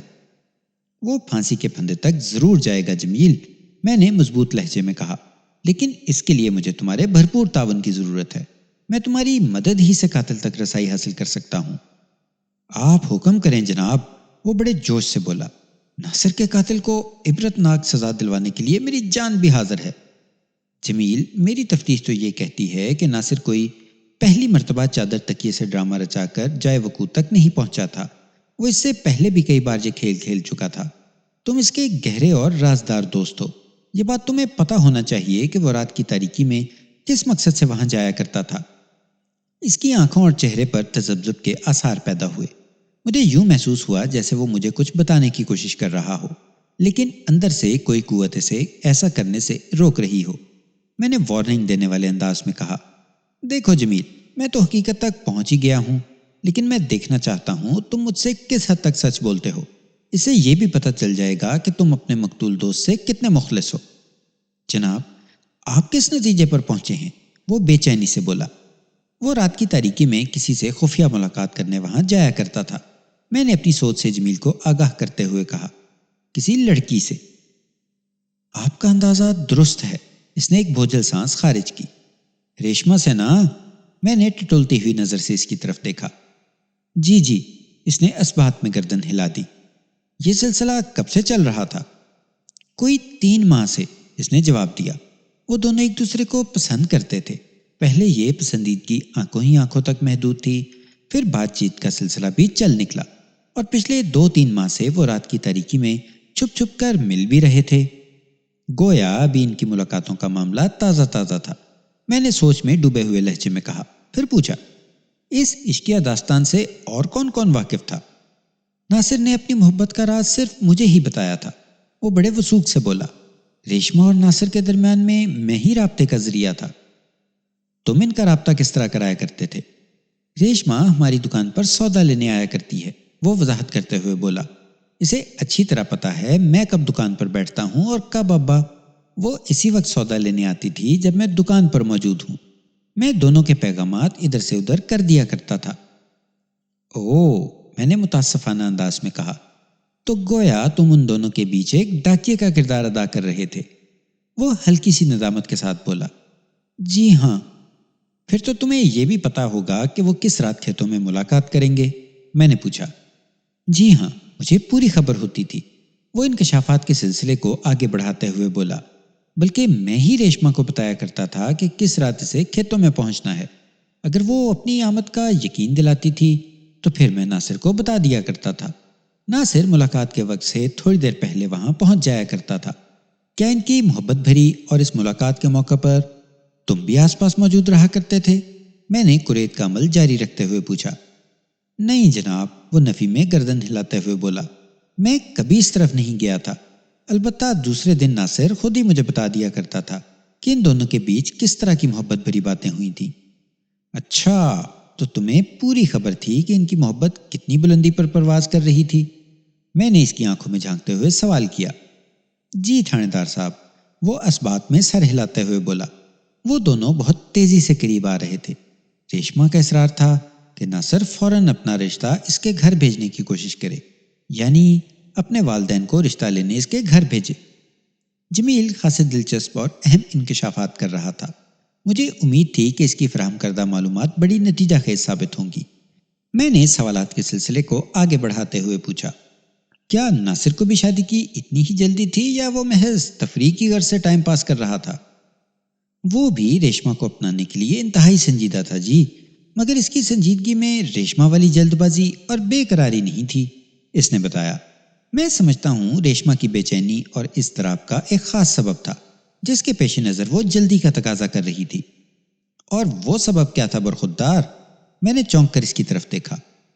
تھانے دار صاحب، وہ بتانے لگا، دراصل بات یہ ہے کہ ریشما کی ماں سردار بی بی اس کا رشتہ اپنی بڑی بہن کے لڑکے سے کرنے کی خواہش مند تھی۔ آج کل ان کے گھر میں یہی باتیں ہو رہی تھیں، لیکن ریشما کا باپ شکور ترخان اس رشتے کے لیے بالکل تیار نہیں۔ وہ ریشما کے دودیال میں اس کی شادی کرنا چاہتا ہے۔ ریشما کو یہ بات بھی پتا ہے کہ بلاخر جیت اس کی ماں ہی کی ہوگی۔ گھر میں شکور ترخان سے زیادہ اس کی بیوی کی چلتی ہے۔ اس صورتحال نے ریشما کو بے حد پریشان کر رکھا تھا۔ وہ نہ تو اپنی خالہ کے بیٹے سے شادی کرنا چاہتی ہے اور نہ ہی شکور کے خاندان میں۔ اسی لیے وہ ناصر پر زور ڈال رہی تھی کہ وہ جلد از جلد اپنے ماں باپ کو اس کے گھر بھیج دے۔ ٹھیک ہے، ریشما کی پریشانی تو سمجھ میں آ رہی ہے، میں نے اس کے خاموش ہونے پر کہا، لیکن ابھی چند باتیں جواب طلب ہیں۔ وہ سوالی انداز میں مجھے دیکھنے لگا۔ جمیل، میں نے اس کے چہرے پر نگاہ جما کر نہایت ہی سنجیدگی سے کہا، ابھی تھوڑی دیر پہلے تم نے مجھے بتایا ہے کہ ریشما اور ناصر کی محبت والا معاملہ تمہارے سوا اور کسی کے علم میں نہیں تھا۔ تم ان دونوں کے مشترکہ رازدار تھے۔ میں غلط تو نہیں کہہ رہا؟ نہیں جناب، حقیقت یہی تھی، وہ بڑے وثوق سے بولا۔ اور تم ہی ان دونوں کے بیچ ملاقات کی سیٹنگ بھی کروایا کرتے تھے، میں نے کہا۔ یہ بات تمہارے ہی توسط سے ریشما تک پہنچا کرتی تھی کہ کس رات کھیتوں میں ناصر اس کا انتظار کر رہا ہوگا، ہے نا؟ جی ہاں، اس نے اسبات میں جواب دیا۔ میں نے پوچھا، تم پچھلے 2 دن سے گلاب پور میں نہیں ہو، ابھی تھوڑی دیر پہلے ٹوبا ٹیکسنگ سے واپس آئے ہو، لیکن ناصر کا قتل پچھلی رات کو ہوا ہے۔ وہ کھیتوں میں پہنچا تھا تو اس کی لاش ادھر سے ملی ہے، اور آدھی رات کے وقت وہ ظاہر ہے ریشما سے ملنے ہی ادھر گیا ہوگا۔ میں نے لمحے بھر کو رک کر گہری نظر سے اسے دیکھا، پھر اضافہ کرتے ہوئے کہا، جب تم گلاب پور میں موجود نہیں تھے تو پھر ریشما کو اس ملاقات کی خبر کس نے دی ہوگی؟ کیا اس بار ناصر نے خود ہی سے کہہ دیا تھا کہ اسے کس رات ملاقات کے لیے کھیتوں میں پہنچنا ہے؟ نہیں جناب، ایسی کوئی بات نہیں، وہ گہری سنجیدگی سے وضاحت کرتے ہوئے بولا۔ جس دن میں ٹوبا ٹیکسنگ گیا ہوں اسی روز یہ بات طے ہو گئی تھی کہ پچھلی رات ان دونوں کو کھیتوں میں ملاقات کرنی ہے، اور میں نے اس پروگرام سے ریشما کو بھی آگاہ کر دیا تھا۔ اس کی طرف سے یقین دہانی کے بعد ہی میں نے ناصر کو خوشخبری سنائی تھی کہ وہ ضرور آئے گی۔ اس کا مطلب ہے ناصر گزشتہ رات پروگرام کے عین مطابق ریشما سے ملاقات کرنے ادھر کھیتوں میں پہنچا تھا۔ میں نے سوچ میں ڈوبے ہوئے لہجے میں کہا، جی بالکل۔ اس نے تائیدی انداز میں گردن ہلائی، اور یقیناً ریشما بھی وہاں گئی ہوگی۔ اس نے ایک مرتبہ پھر سر کو اسباتی جنبش دی۔ اس کا یہ مطلب ہے کہ پچھلی رات کھیتوں میں ناصر کے ساتھ جو ہولناک کھیل کھیلا گیا، ریشما اس کی چشمدید گواہ ہے۔ میں نے کہا، وہ قاتل کی نشاندہی کر سکتی ہے۔ جی ہاں، میں بھی یہی سمجھتا ہوں، جمیل نے معتدل لہجے میں کہا۔ اگر ناصر کو ریشما کی آنکھوں کے سامنے موت کے گھاٹ اتارا گیا ہے تو اس کا بیان آپ کو قاتل تک پہنچنے میں مدد دے سکتا ہے۔ لیکن وہ بولتے بولتے رکا تو میں نے پوچھا، لیکن کیا؟ لیکن آپ ریشما کا بیان لیں گے کیسے؟ ظاہر ہے اس کے گھر جا کر، اور کیسے؟ میں نے الجھن زدہ انداز میں اس کی طرف دیکھا۔ یہ ٹھیک نہیں ہوگا تھاندار صاحب۔ وہ تشویش بھری نظر سے مجھے دیکھنے لگا۔ کیا ٹھیک نہیں ہوگا؟ میں نے گھور کر اسے دیکھا۔ جو بھی کہنا چاہتے ہو کھل کر واضح الفاظ میں کہو جمیل۔ جناب، آپ کی تفتیش کا دائرہ اس کے گھر تک پہنچے گا تو ان کی محبت کی کہانی بھی ڈھکی چھپی نہیں رہ سکے گی۔ وہ متذبذب لہجے میں بولا، میں نہیں چاہتا یہ معاملہ کھل کر گاؤں والوں کے سامنے آئے۔ ناصر تو اب اس دنیا میں باقی نہیں رہا، خواہ ریشما کی جگ ہنسائی ہوگی۔ ریشما کی جگ ہنسائی کی اہمیت کا تو تمہیں بہت احساس ہے، میں نے کہا۔ دوست کے قاتل کی گرفتاری کا دھیان نہیں ہے؟ مجھے دونوں معاملات کا ایک جتنا خیال ہے جناب، وہ منت آمیز لہجے میں بولا۔ اسی لیے تو کہہ رہا ہوں۔ میں تمہاری بات سمجھ نہیں سکا جمیل، میں نے کہا۔ ریشما سے پوچھ گچھ کیے بغیر تفتیش کی گاڑی کیسے آگے بڑھے گی؟ میں آپ کو تفتیش سے تو نہیں روک رہا جی۔ پھر؟ میں نے سوالیہ نظر سے اسے دیکھا۔ آپ ریشما سے ضرور پوچھ گچھ کریں، لیکن اس کے گھر جا کر نہیں۔ وہ گہری سنجیدگی سے بولا، اس طرح تو اس بیچاری کی بڑی بدنامی ہوگی۔ اس کے سوا کوئی چارہ بھی تو نہیں ہے؟ میں نے صاف کوئی کا مظاہرہ کیا۔ ہے چارہ، اگر آپ راضی ہو جائیں تو۔ کیا کہنا چاہتے ہو جمیل؟ میں نے الجھن زدہ لہجے میں پوچھا۔ اگر آپ کی اجازت ہو تو میں اس سلسلے میں ریشما سے بات کرتا ہوں۔ وہ اپنی منصوبہ بندی سے مجھے آگاہ کرتے ہوئے بولا۔ وہ پچھلے رات والے واقعے کے بارے میں جو بتائے گی وہ میں آپ کے سامنے پیش کر دوں گا۔ میں نے شک بھری نظر سے اس کی جانب دیکھا۔ مجھے ایسا محسوس ہوا تھا جیسے وہ ریشما سے پوچھ گچھ کے حوالے سے مجھے بیچ میں سے ہٹانا چاہتا تھا۔ اگر وہ دانستہ ایسی حرکت کر رہا تھا تو اس کا ایک ہی مطلب ہو سکتا تھا کہ وہ مجھ سے کچھ چھپانے کی کوشش کر رہا ہے۔ وہ بظاہر تو مقتول سے ہمدردی جتا رہا تھا، لیکن ظاہر ہے میں اس کا دل چیر کر تو نہیں دیکھ سکتا تھا۔ وہ ریشما اور مقتول کے درمیان ایک نہایت ہی اہم کردار ادا کر رہا تھا۔ میں نے چند لمحات تک سوچتی ہوئی نظر سے اسے دیکھا، پھر حتمی لہجے میں کہا، یہ مناسب نہیں ہے جمیل۔ میری تسلی اسی وقت ہوگی جب میں خود ریشما سے سوال جواب کر لوں گا۔ ٹھیک ہے جناب، جیسی آپ کی مرضی، وہ شکست خوردہ انداز میں بولا۔ میں تو آپ کی سہولت کی خاطر کہہ رہا تھا۔ برخودار میں تھانے دار ہوں، ذرا وکری ٹائپ کا، میں نے جمیل کی آنکھوں میں دیکھتے ہوئے سنسنی خیز لہجے میں کہا۔ آسانی اور آرام طلبی سے مجھے سخت نفرت ہے، اس لیے تم میری سہولت کا خیال نہ کرو۔ پولیس ڈپارٹمنٹ کی نوکری کا مطلب ہے ہر وقت مشکلات سے نمٹتے رہنا، کیا سمجھے؟ جی سمجھ گیا جی، وہ اس بات میں گردن ہلاتے ہوئے بولا۔ آپ کو جو ٹھیک لگتا ہے وہی کریں۔ میں تو ریشما کی بدنامی اور رسوائی کی وجہ سے کہہ رہا تھا۔ ظاہر ہے جب پولیس تفتیش کے لیے اس کے گھر پہنچے گی تو پھر ناصر اور ریشما کے عشق والا معاملہ چھپ نہیں سکے گا۔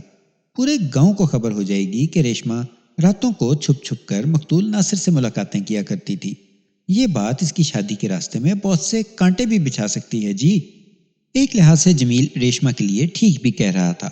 اگر کوئی کنواری لڑکی اس انداز میں کسی لڑکے سے منسوب پائی جائے تو اس کے کردار پر انگلیاں اٹھنے لگتی ہیں اور یقیناً اس کی شادی کے معاملے میں رکاوٹ بھی پیش آ سکتی ہے۔ لیکن میں اس نازک ایشو کو کوئی ایسے انداز میں ہینڈل تھوڑی کرتا کہ پورے گلاب پور میں اس کی منادی ہو جاتی۔ ہر کام کو سلیقے اور ڈھنگ سے کرنے کا ایک طریقہ ہوتا ہے۔ تم فی الحال ریشما کی فکر چھوڑ دو، میں نے دو ٹوک انداز میں کہا۔ میں اس کے معاملے کو خود ہی دیکھ لوں گا۔ میں ایسا کوئی کام نہیں کروں گا جس سے اس کی ذات سوالیہ نشان بن کر رہ جائے۔ بہت بہت شکریہ جناب، وہ تشکر آمیز انداز میں میری طرف دیکھتے ہوئے بولا۔ بس میں یہی چاہ رہا تھا جی۔ اب تمہیں مجھ سے بھی ایک وعدہ کرنا ہوگا۔ کیسا وعدہ تھا اندار صاحب؟ وہ چونک کر مجھے دیکھنے لگا۔ تم یہاں سے سیدھے گھر جاؤ گے، میں نے ٹھہرے ہوئے لہجے میں کہا، اور آئندہ 2 روز تک تم ریشما سے نہیں ملو گے۔ اس کی آنکھوں میں الجھن کے آثار نمودار ہوئے۔ پوچھنے لگا، اس کا کیا مطلب ہے جناب؟ اس کا وہی مطلب ہے جو میں نے کہا ہے، میں نے تاکیدی انداز میں کہا۔ تم اگلے 2 دن تک ریشما سے نہیں ملو گے، سمجھ گئے؟ اور اگر وہ خود ہماری دکان پر آ گئی تو ٹھیک ہے، میں نے کہا، تم اس سے نارمل انداز میں بات کرو گے۔ ہمارے درمیان جو بھی گفتگو ہوئی ہے اس کے بارے میں تم ریشما کو کچھ نہیں بتاؤ گے۔ ٹھیک ہے، میں سمجھ گیا، وہ فرما برداری سے بولا۔ میں آپ کے حکم کی تعمیل کروں گا جی۔ مزید چند نصیحتوں کے بعد میں نے اسے رخصت کر دیا۔ وہ جیسے ہی تھانے سے نکلا، میں نے اس کی خبرگیری کے لیے ایک سادہ لباس کانسٹیبل کو اس کی کڑی نگرانی کے لیے روانہ کر دیا۔ میں نے کانسٹیبل کو سمجھا دیا تھا کہ اسے خود کو پوشیدہ رکھ کر کس طرح کام کرنا ہے۔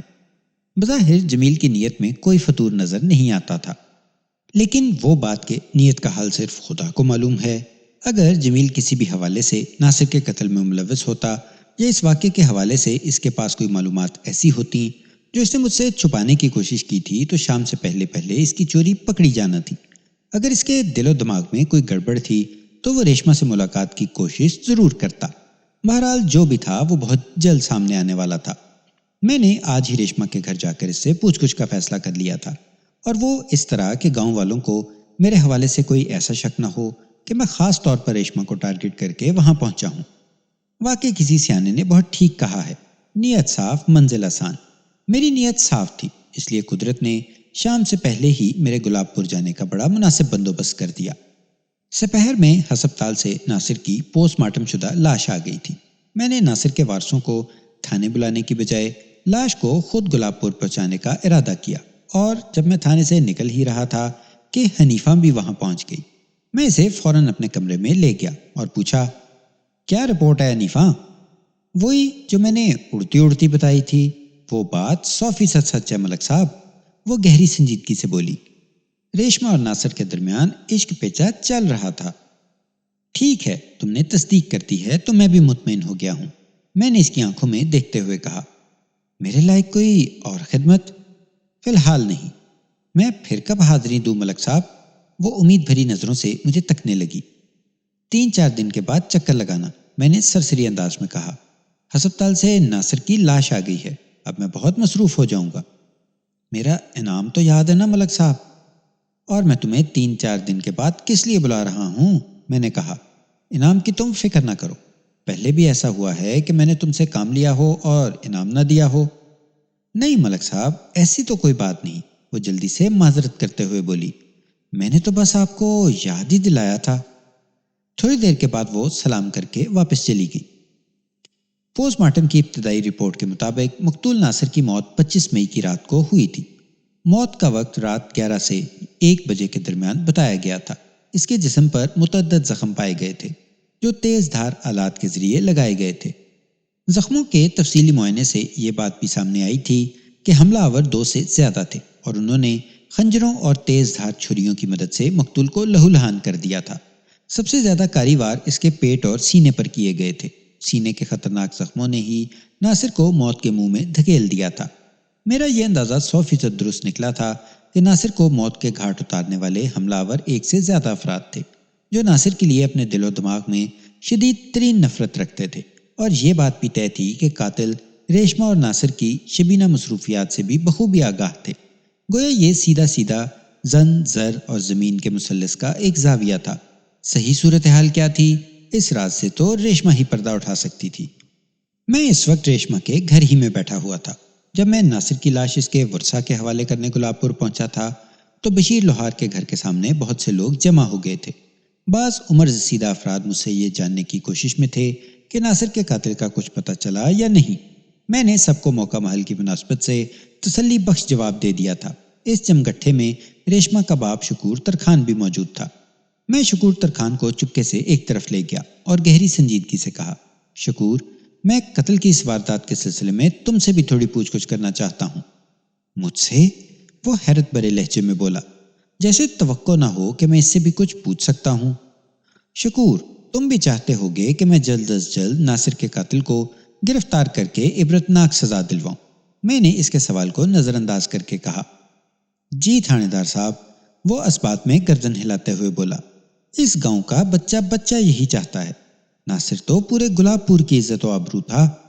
میں نے دل میں کہا، تمہیں کیا پتا کہ گلاب پور کی عزت و آبرو تمہاری عزت و آبرو کے ساتھ کون سا کھیل کھیل رہا تھا۔ پھر زبان سے کہا، بس تو پھر تمہیں میرے سوال کا جواب دینے پر کوئی اعتراض نہیں ہونا چاہیے۔ میں تو فردن فردن سبھی سے پوچھ گچھ کر رہا ہوں۔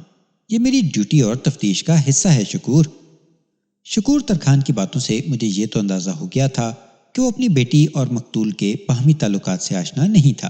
ان دونوں نے محبت کی پینگیں اس احتیاط کے ساتھ بڑھا رکھی تھیں کہ ہمہ شمع تو کیا، خواص کو بھی اس کے کانو کان خبر نہیں تھی، ورنہ کہیں سے تو آواز نکلتی۔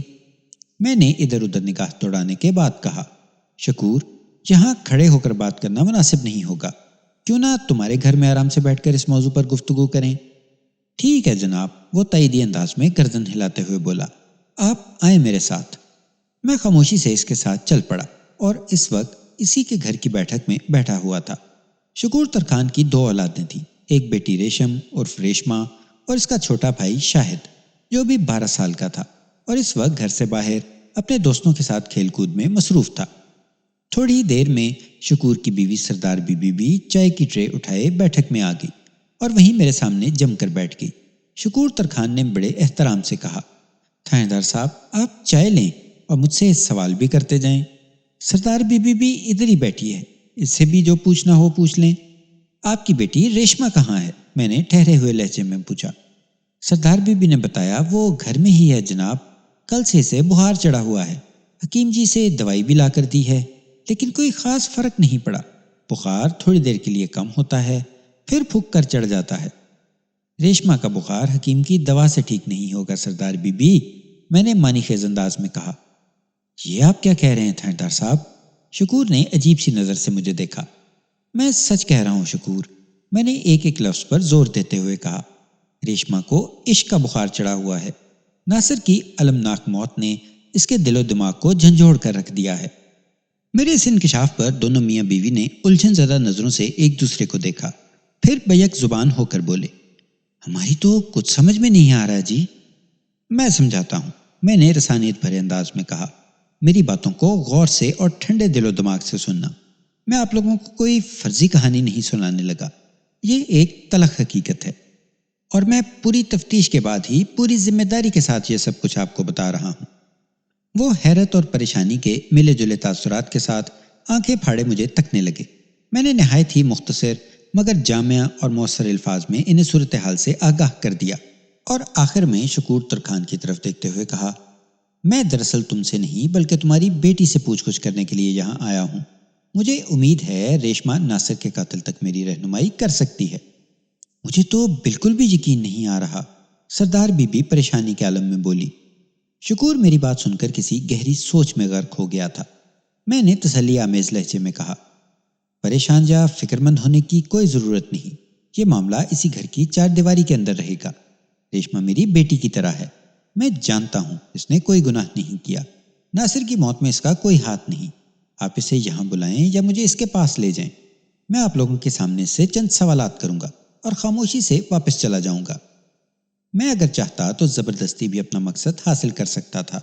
میں اس علاقے کا تھانے دار تھا، کسی میں میرے سامنے دم مارنے کی مجال نہیں تھی، لیکن میں تھانے دار ہونے کے ساتھ ہی ایک عزت دار انسان بھی تھا اور دوسروں کی عزت کا بھی احساس تھا میرے دل میں۔ مجھے اچھی طرح اندازہ ہو گیا تھا کہ ناصر اور ریشمہ والے معاملے سے اس کے ماں باپ واقف نہیں تھے، اور میری زبانی یہ احوال سننے کے بعد وہ دونوں گویا زمین میں گڑے جا رہے تھے۔ میں وہاں انہیں ذلیل کرنے نہیں آیا تھا، لہٰذا مجھے ایسا کوئی کام نہیں کرنا تھا جس سے ان کی عزت کا جنازہ نکل جائے۔ بادل نے خواستہ مجھے گھر کے اندرونی حصے میں ریشما کے پاس پہنچا دیا گیا۔ ہمارے درمیان یہ طے ہو گیا تھا کہ پوچھ گچھ کے دوران وہ لوگ ریشما کے قریب نہیں بیٹھیں گے، بلکہ دروازے کے پیچھے کھڑے ہو کر ہمارے درمیان ہونے والی گفتگو سنتے رہیں گے۔ یہ احتیاط اس لیے برتی گئی تھی کہ بعد ازاں ریشما کو اپنے والدین کی نگاہوں کا سامنا کرتے ہوئے شرمندگی کا احساس نہ ہو۔ میں نے شکور ترکھان اور اس کی بیوی کو اس بات کا پابند بنا دیا تھا کہ وہ میرے جانے کے بعد ریشما سے کسی نوعیت کی باز پرس نہیں کریں گے، بلکہ اس قصے کو بھول ہی جائیں گے۔ اسی میں ان کی بھلائی تھی۔ وہ اس بات کے لیے تہ دل سے میرے شکر گزار تھے کہ میں نے انہیں اعتماد میں لے کر ان کا مان رکھا تھا۔ جب وہ مجھے ریشما کے پاس پہنچا کر واپس چلے گئے تو میں نے ہمدردی بھرے لہجے میں کہا، ریشما، میں ایک خاص مقصد سے تمہارے پاس آیا ہوں۔ اس نے اپنی موٹی موٹی آنکھوں سے مجھے دیکھا، لیکن منہ سے کچھ نہیں بولی۔ وہ 20-21 سال کی ایک دلکش و خوبصورت لڑکی تھی، لیکن اس وقت بخار نے اس کا حال بحال کر رکھا تھا۔ میں نے ٹھہرے ہوئے لہجے میں کہا، میں نے تمہارے ماں باپ کو کچھ نہیں بتایا، لیکن سچ یہ ہے کہ میں تم سے ناصر کے بارے میں پوچھنے آیا ہوں۔ ناصر کے ذکر پر وہ چونک کر مجھے دیکھنے لگی۔ اس کی کنول کٹورا آنکھوں میں نمی اتر آئی۔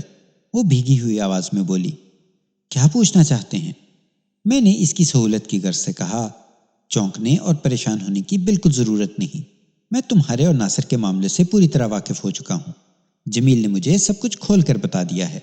میں جلد از جلد ناصر کے قاتل کو گرفتار کر کے کڑی سزا دلوانا چاہتا ہوں، اور قاتل تک تم مجھے پہنچا سکتی ہو۔ میں؟ وہ کیسے جی؟ وہ قدرے سنبھلے ہوئے انداز میں بولی۔ یہ جان کر کہ میں اس کی لو سٹوری سے واقف ہو چکا ہوں، اس نے مزاحمت کے سارے ہتھیار پھینک دیے تھے، اور یہ دیکھ کر مجھے خوشی ہوئی تھی کہ وہ میری توقع سے زیادہ تعاون پر آمادہ نظر آئی۔ وقوع کی رات تم ناصر سے ملنے کھیتوں میں گئی تھی، میں نے نرم لہجے میں کہا۔ تمہیں پتہ ہونا چاہیے کہ ناصر پر کن لوگوں نے حملہ کیا تھا۔ میں اس رات ناصر سے ملنے نہیں گئی تھی، وہ مضبوط لہجے میں بولی۔ اس کی آواز میں شامل اعتماد نے مجھے یقین دلا دیا کہ وہ غلط بیانی سے کام نہیں لے رہی تھی، لیکن تصدیق پھر بھی ضروری تھی۔ میں نے کہا، جمیل نے مجھے بتایا ہے کہ اس رات تم دونوں کی ملاقات کا پکا پروگرام تھا۔ یہ بات اس سے بھی ثابت ہوتی ہے کہ ناصر وہاں پہنچا تھا۔ یہی بات میری سمجھ میں نہیں آ رہی کہ ناصر وہاں کیوں گیا تھا، وہ الجھے ہوئے انداز میں بولی، جبکہ اس نے خود ہی پروگرام کینسل کیا تھا۔ پروگرام کینسل کیا تھا؟ میں چونک اٹھا۔ یہ تم کیا کہہ رہی ہو؟ میں بالکل سچ کہہ رہی ہوں تھاندار صاحب، وہ سپاٹ آواز میں بولی۔ مجھے کچھ پتا نہیں ناصر پروگرام کینسل کرنے کے بعد خود وہاں کیوں گیا تھا۔ کل سے یہی سوچ سوچ کر میرا دماغ پھٹا جا رہا ہے۔ 1 منٹ، ان لمحات میں میرا ذہن برق رفتاری سے کام کر رہا تھا۔ تم دونوں کے بیچ رابطے کا ذریعہ جمیل ہی تھا نا؟ جی ہاں، اس نے اس بات میں جواب دیا۔ لیکن جمیل تو پچھلے 2 دن سے گلاب پور میں موجود ہی نہیں تھا۔ میں نے اس کی آنکھوں میں دیکھتے ہوئے پوچھا، پھر پروگرام کینسل کرنے والی بات تمہیں کس نے بتائی تھی؟ امتیاز نے، وہ ٹھہرے ہوئے لہجے میں بولی۔ کون امتیاز؟ میں نے تیز آواز میں پوچھا۔ امتیاز چاچا مقبول کا لڑکا ہے جی، اس نے جواب دیا۔ کیا امتیاز کو بھی تم دونوں کے چکر کی خبر تھی؟ نہیں جی، وہ تو بیچارہ بچہ ہے، ریشما نے بتایا۔ امتیاز کی عمر 8-9 سال ہوگی، ادھر ہمارے پڑوسی میں رہتا ہے۔ اوہ، میں نے ایک گہری سانس خارج کی اور پوچھا، امتیاز نے تم سے کیا کہا تھا؟ جس رات ہماری ملاقات طے تھی، اسی شام امتیاز نے مجھے دیکھ کر کہا تھا کہ ناصر بھائی نے کہا ہے آج نہیں آنا۔ تم نے امتیاز سے کوئی سوال نہیں کیا تھا؟ کیا تھا جی، وہ بولی۔ مجھے تو یہ دیکھ کر بڑی حیرت ہوئی تھی کہ ناصر نے امتیاز کے ہاتھ کیوں پیغام بھجوایا تھا۔ میں نے امتیاز کو چیک کرنے کے لیے پوچھا تھا کہ کہاں نہیں جانا مجھے۔ پھر اس نے کیا جواب دیا؟ میں نے اس طراری لہجے میں کہا۔ اس نے جواب دیا کہ وہ اس سے زیادہ اور کچھ نہیں جانتا۔ ریشما نے بتایا، ناصر بھائی نے بس اتنا کہا تھا کہ ریشما کو چپکے سے بتا دو آج نہیں آنا، اسے کوئی ضروری کام ہے۔ وہ لمحے بھر کے لیے رکی، ایک گہری سانس خارج کی، پھر اپنی بات مکمل کرتے ہوئے بولی، جمیل ٹوبا ٹیکسنگ گیا ہوا تھا، ورنہ میں اس کی دکان پر جا کر تصدیق کر لیتی۔ امتیاز کو مزید کچھ معلوم نہیں تھا اور ناصر سے جا کر میں پوچھ نہیں سکتی تھی۔ بس میں نے یہی فیصلہ کیا کہ آج رات میں ناصر سے ملنے نہیں جاؤں گی۔ اوہ، میں نے گمبھیر انداز میں کہا، اس کا مطلب ہے ناصر کو پوری منصوبہ بندی سے قتل کیا گیا ہے۔ مجھے یقین ہے امتیاز اس شخص کو ضرور جانتا ہوگا جس نے ناصر کے حوالے سے اسے تمہارے لیے پیغام دیا تھا۔ آپ امتیاز سے پوچھیں جی، وہ نرمی سے بولی۔ میری تو حالت بہت خراب ہو رہی ہے، بار بار چکر آ رہے ہیں، اور آپ دیکھ رہے ہیں نا بخار بھی کتنا تیز چڑھا ہوا ہے۔ تم آرام کرو ریشما، میں اٹھ کر کھڑا ہو گیا۔ سارے معاملات اب میں خود ہی سنبھال لوں گا۔ تم نے جتنا تعاون کر دیا ہے وہی میرے لیے کافی ہے۔ میں دوبارہ بیٹھک میں پہنچا تو میاں بیوی نے مجھے گھیر لیا۔ شکور ترخان نے اضطراری لہجے میں سوال کیا، تھانے صاحب کچھ پتہ چلا؟ میں نے بڑے اعتماد سے جواب دیا، کچھ نہیں بلکہ سب کچھ پتہ چل گیا ہے۔ ہمیں بھی تو بتائیں، سردار بی بی نے کہا۔ آپ اپنے پڑوسی کے بچے امتیاز کو یہاں بلا لائیں۔ وہ ابھی تو شاہد کے ساتھ گلی میں کھیل رہا تھا، وہ جلدی سے بولی۔ میں ابھی بلاتی ہوں اسے۔ یہ کہتے ہوئے وہ بیٹھک سے باہر نکل گئی۔ شکور ترخان نے فکر مندی سے مجھے دیکھتے ہوئے کہا، پر کچھ پتہ تو چلے۔ ابھی پتہ چل جائے گا، میں نے معنی خیز انداز میں کہا۔ امتیاز کو آ جانے دیں بس۔ اگلے ہی لمحے سردار بی بی امتیاز کو لے کر بیٹھک میں آ گئی۔ امتیاز کی عمر لگ بھگ 8 سال رہی ہوگی۔ وہ ایک معصوم اور بھولا بھالا بچہ تھا۔ میں نے پیار سے اسے اپنے پاس بلایا اور سر پر ہاتھ پھیرنے کے بعد پوچھا، بیٹا تمہارا نام کیا ہے؟ اس نے جواب دیا، امتیاز۔ جانتے ہو میں کون ہوں؟ آپ پولیس ہو، وہ بڑے غور سے مجھے دیکھتے ہوئے بولا۔ امتیاز خاصا سمجھدار بچہ ثابت ہو رہا تھا۔ میں نے نرم لہجے میں سوال و جواب کا سلسلہ جاری رکھا، تمہیں پتہ ہے پولیس کیا کرتی ہے؟ پولیس سب لوگوں کو پکڑ کر تھانے میں بند کر دیتی ہے، وہ بڑے اعتماد سے بولا۔ سب لوگوں کو نہیں، میں نے کہا، صرف ان کو جو گندے ہوتے ہیں۔ تمہیں پتہ ہے نا گندے لوگ کون ہوتے ہیں؟ جو جھوٹ بولتے ہیں وہ گندے بچے ہوتے ہیں، وہ معصومیت سے بولا۔ اور جو گالیاں دیتے ہیں وہ بھی گندے بچے ہوتے ہیں۔ شاباش، میں نے اس کی پیٹھ سہلاتے ہوئے پوچھا، امتیاز بیٹا صحیح صحیح بتاؤ، تم گندے بچے ہو یا اچھے بچے؟ میں تو جی اچھا بچہ ہوں، وہ بڑے فخر سے بولا۔ میں کسی کو بھی گالیاں نہیں دیتا، اور تم جھوٹ بھی نہیں بولتے، ہے نا؟ اس نے اسبات میں گردن ہلا دی۔ پرسوں شام کو تم نے ریشما باجی سے کہا تھا نا کہ ناصر بھائی نے کہا ہے آج نہیں آنا؟ میں نے اس کی آنکھوں میں دیکھتے ہوئے پوچھا، ایسا ہوا تھا نا؟ جی ہوا تھا، اس نے اسبات میں جواب دیا۔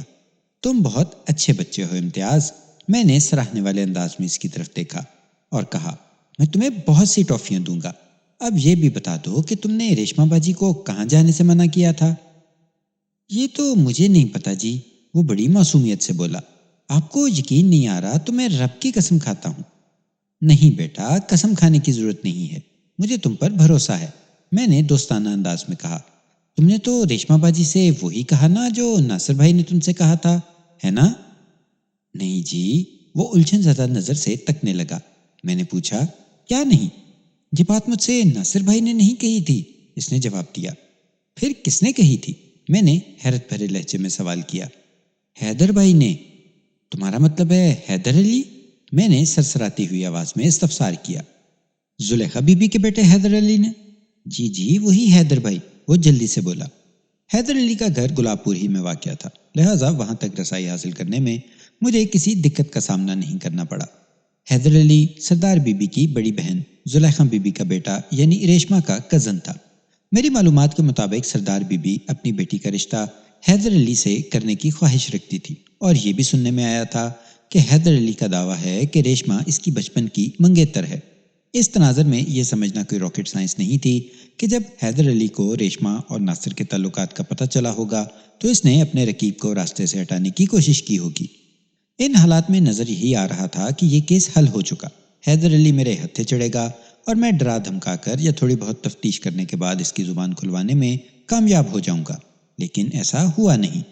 جب میں زلیخا کے گھر پہنچا تو پتہ چلا کہ حیدر علی وہاں موجود نہیں ہے۔ زلیخا بی بی نے بتایا کہ تھوڑی دیر پہلے وہ گھر ہی میں تھا۔ میں نے اس سے سوال کیا، گھر میں تھا تو اب کہاں ہے؟ پتہ نہیں جی، وہ پریشان ہو کر بولی، مجھے تو کچھ بتایا نہیں۔ ایک لمحے کو رک کر اس نے پوچھا، پر بات کیا ہے جی، آپ حیدر علی کو کیوں ڈھونڈ رہے ہیں؟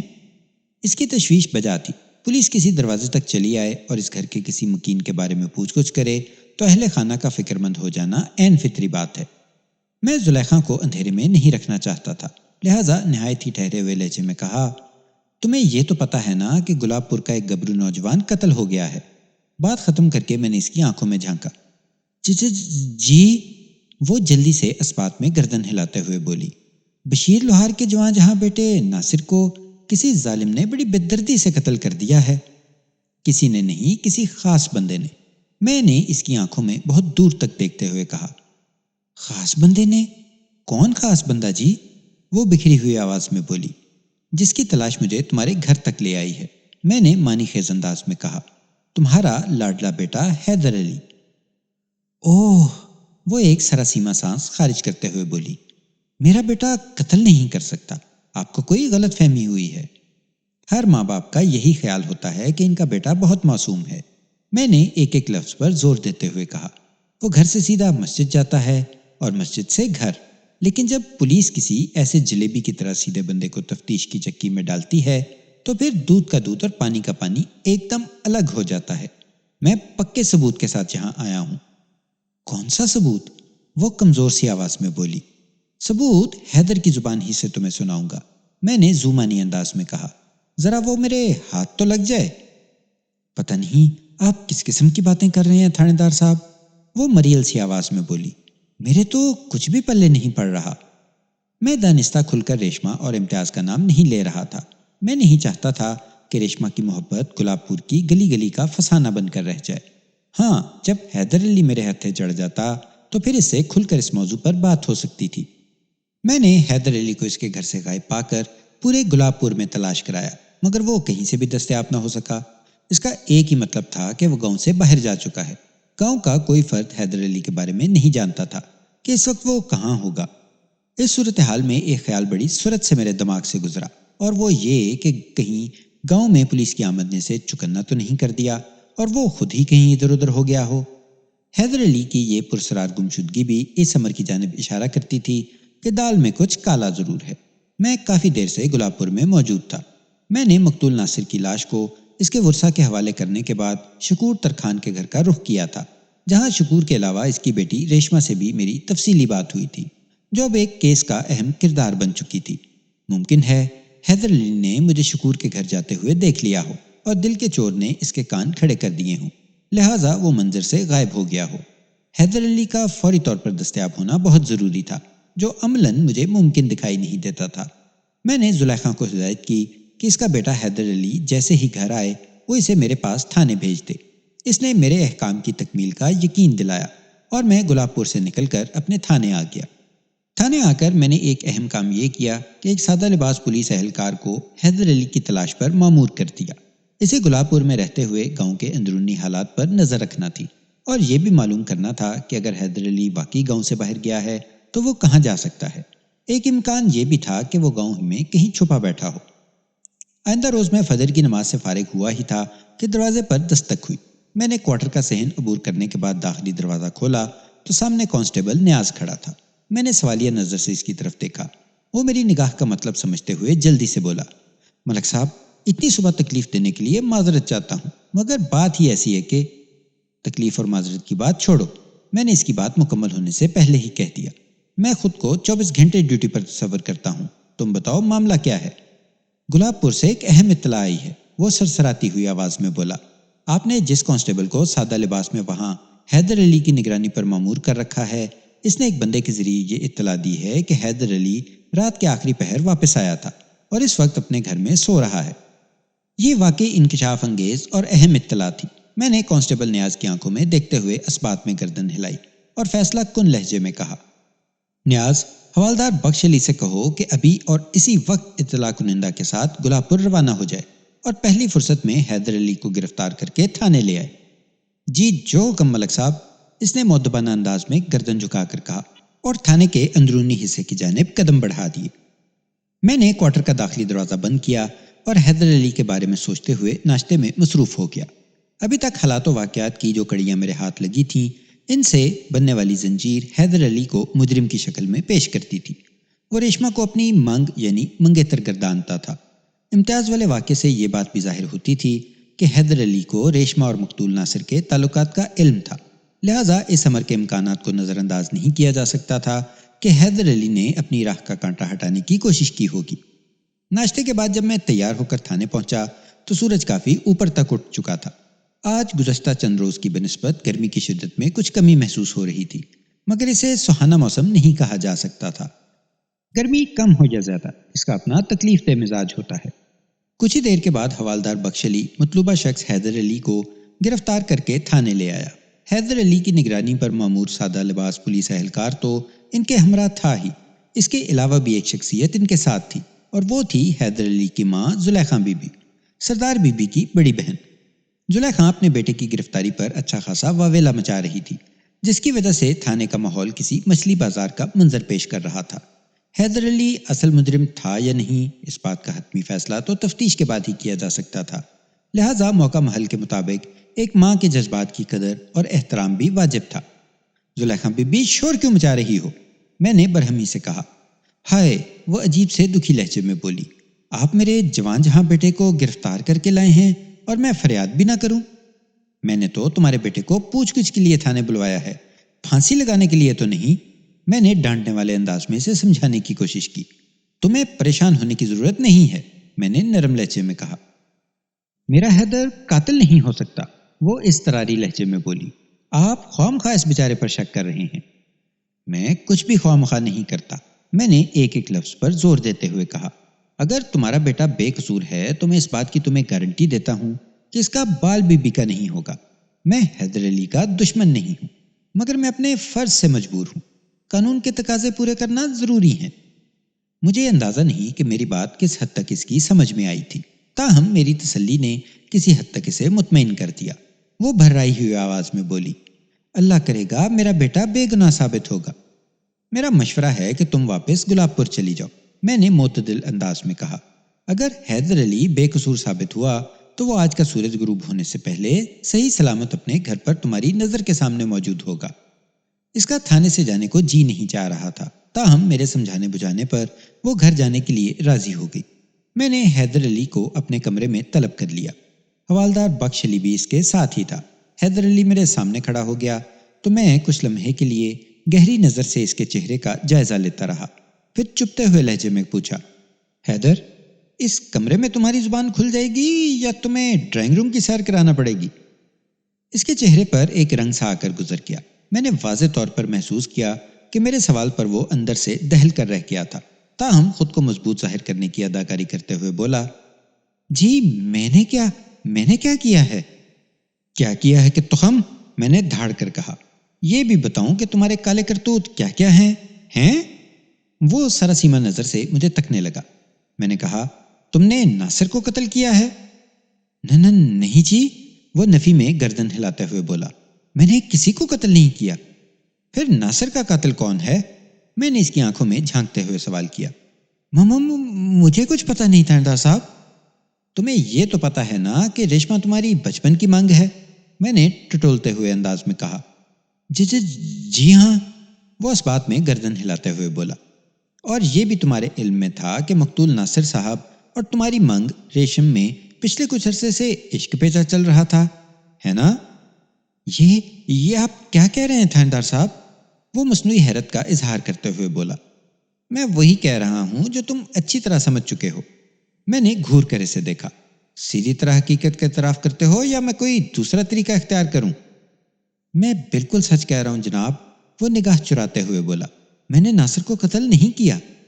ناصر کے قتل والی بات پہلے ہو چکی، میں نے درست لہجے میں کہا۔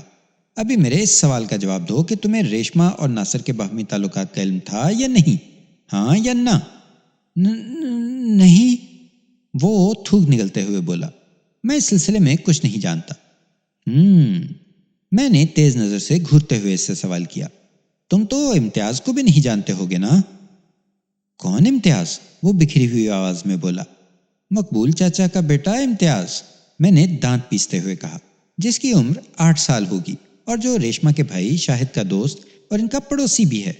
لمحاتی توقف کر کے میں نے گہری سانس خارج کی اور پھر اپنی بات مکمل کرتے ہوئے کہا، کچھ یاد آیا یا تمہارے سر میں چھترول کرنا پڑے گی؟ اچھا، آپ اس بچے کی بات کر رہے ہیں، وہ بے نیازی سے بولا۔ ہاں، وہی بچہ جس کے ہاتھ تم نے ریشما کے لیے یہ پیغام بھجوایا تھا، میں نے ایک ایک لفظ پر زور دیتے ہوئے کہا، کہ ناصر بھائی نے کہا ہے آج نہیں آنا۔ میں نے تو اس سے ایسی کوئی بات نہیں کہی تھی، وہ گڑبڑائے ہوئے انداز میں بولا۔ تمہارے اس کارنامے کے 2 گواہ موجود ہیں، میں نے ٹھہرے ہوئے لہجے میں کہا۔ ایک امتیاز جس کے ہاتھ تم نے یہ پیغام بھجوایا تھا، اور دوسری ریشما جس کے لیے تم نے یہ پیغام بھجوایا تھا۔ اب بتاؤ کیا کہتے ہو؟ وہ میری اس چڑھائی کے نتیجے میں بری طرح بوکھلا گیا اور اپنی جان بچانے کے لیے آئیں بائیں شائیں کرنے لگا۔ حوالدار نے مجھ سے مخاطب ہوتے ہوئے کہا، ملک صاحب، یہ کتے کا تخم آپ کی بات نہیں سمجھ رہا۔ آپ 1 گھنٹے کے لیے اسے میرے حوالے کر دیں، پھر دیکھیں کس طرح یہ فر بولنے لگے گا۔ اور میں نے حیدر علی کو حوالدار بخش کے حوالے کر دیا۔ کسی بھی مجرم کی بحث اس وقت تک ہوتی ہے جب تک وہ پولیس کے ہتھے نہیں چڑھ جاتا۔ ایک مرتبہ قانون کی گرفت میں آ جائے تو پھر پولیس کے پاس اس کی زبان کھلوانے کے 101 طریقے ہوتے ہیں۔ تھوڑی دیر کے بعد ڈرائنگ روم یعنی کمرہ تفتیش کی جانب سے حیدر علی کے بلبلانے کی آوازیں آنے لگیں۔ پھر دیکھتے ہی دیکھتے یہ آوازیں کربناک صداؤں میں بدل گئیں۔ 1 گھنٹہ سے بھی پہلے حوالدار نے میرے کمرے میں آ کر خوشخبری سنائی، ملک صاحب مبارک ہو، حیدر نے اقبال جرم کر لیا ہے، آپ اس کا بیان لے لیں۔ مطلب یہ کہ اس نے ناصر کو قتل کرنے کا اقرار کر لیا ہے۔ میں نے سوالیہ نظر سے بخش علی کی جانب دیکھا۔ جی نہیں، وہ نفی میں گردن ہلا کر رہ گیا۔ میں نے حیرت بھرے لہجے میں پوچھا، پھر؟ حوالدار رازدارانہ انداز میں مجھے ان انکشافات سے آگاہ کرنے لگا جو اس کی کاری محنت کے نتیجے میں حیدر علی کی زبان سے ہوئے تھے۔ حیدر علی قتل میں بالواسطہ ملوث نہیں تھا، یہ کام اس نے بلا واسطہ کیا تھا۔ ننھے امتیاز کے توسط سے ریشما تک یہ پیغام اس نے بھجوایا تھا کہ ناصر بھائی نے کہا ہے آج نہیں آنا۔ یہ پیغام حیدر نے دراصل چودھری آفتاب کے ایما پر دیا تھا تاکہ وقوع کی رات ریشما اپنے عاشق سے ملنے مقررہ مقام پر نہ پہنچے اور ناصر کو ٹھکانے لگانے میں کسی دقت کا سامنا نہ ہو۔ چودھری آفتاب کا تعلق نزدیکی گاؤں نذیر آباد سے تھا۔ وہ نذیر آباد کے چودھری فرید احمد کا بیٹا تھا اور کبڈی کا کھلاڑی تھا۔ حالیہ کبڈی ٹورنامنٹ کا فائنل، جیسا کہ اس کہانی کی ابتدا میں بتایا جا چکا ہے، گلاب پور اور نذیر آباد کی ٹیموں کے درمیان کھیلا گیا تھا اور اس مقابلے میں نذیر آباد کو شکست فاش کا سامنا کرنا پڑا تھا۔ فتح اور کپ گلاب پور کے حصے میں آئے تھے۔ اس مقابلے میں ایک کبڈی مقتول ناصر اور چودھری آفتاب کے بیچ بھی پڑی تھی، جس میں ناصر نے چودھری آفتاب کو اس بری طرح رگیدا تھا کہ اس کی ناک اور باچھوں سے خون جاری ہو گیا تھا۔ ایک تو گاؤں کی شکست اور اس پر اپنی یہ درگت چودھری آفتاب کے جذبہ انتقام کو ہوا دینے کے لیے کافی تھی۔ میدان جنگ یعنی کبڈی والے کھیت میں تو وہ ناصر کا کچھ نہیں بگاڑ سکا تھا، مگر اس نے کبڈی کے اس فاتح کو صفحہ ہستی سے مٹانے کا فیصلہ کر لیا۔ چودھری آفتاب کو اس حقیقت کا علم تھا کہ حیدر علی ریشما کو اپنے بچپن کی منگ کہتا ہے۔ کسی طرح چودھری آفتاب نے یہ پتہ بھی چلا لیا کہ ان دنوں ناصر اور ریشما کے بیچ عشق و محبت کے معاملات عروج پر ہیں، لہٰذا اس نے ایک تیر سے 2 شکار کرنے کا خطرناک منصوبہ بنا لیا۔ حیدر علی کو ریشما اور ناصر کے تعلقات کا شک تو تھا ہی، لیکن جب چودھری آفتاب نے اس کی اس جانب خصوصی توجہ دلائی تو وہ آپے سے باہر ہو گیا۔ چودھری نے اسے سمجھایا کہ جذبات میں آنے کی بجائے اگر طریقے سلیقے سے کام کیا جائے تو سانپ بھی مر جاتا ہے اور لاٹھی بھی سلامت رہتی ہے۔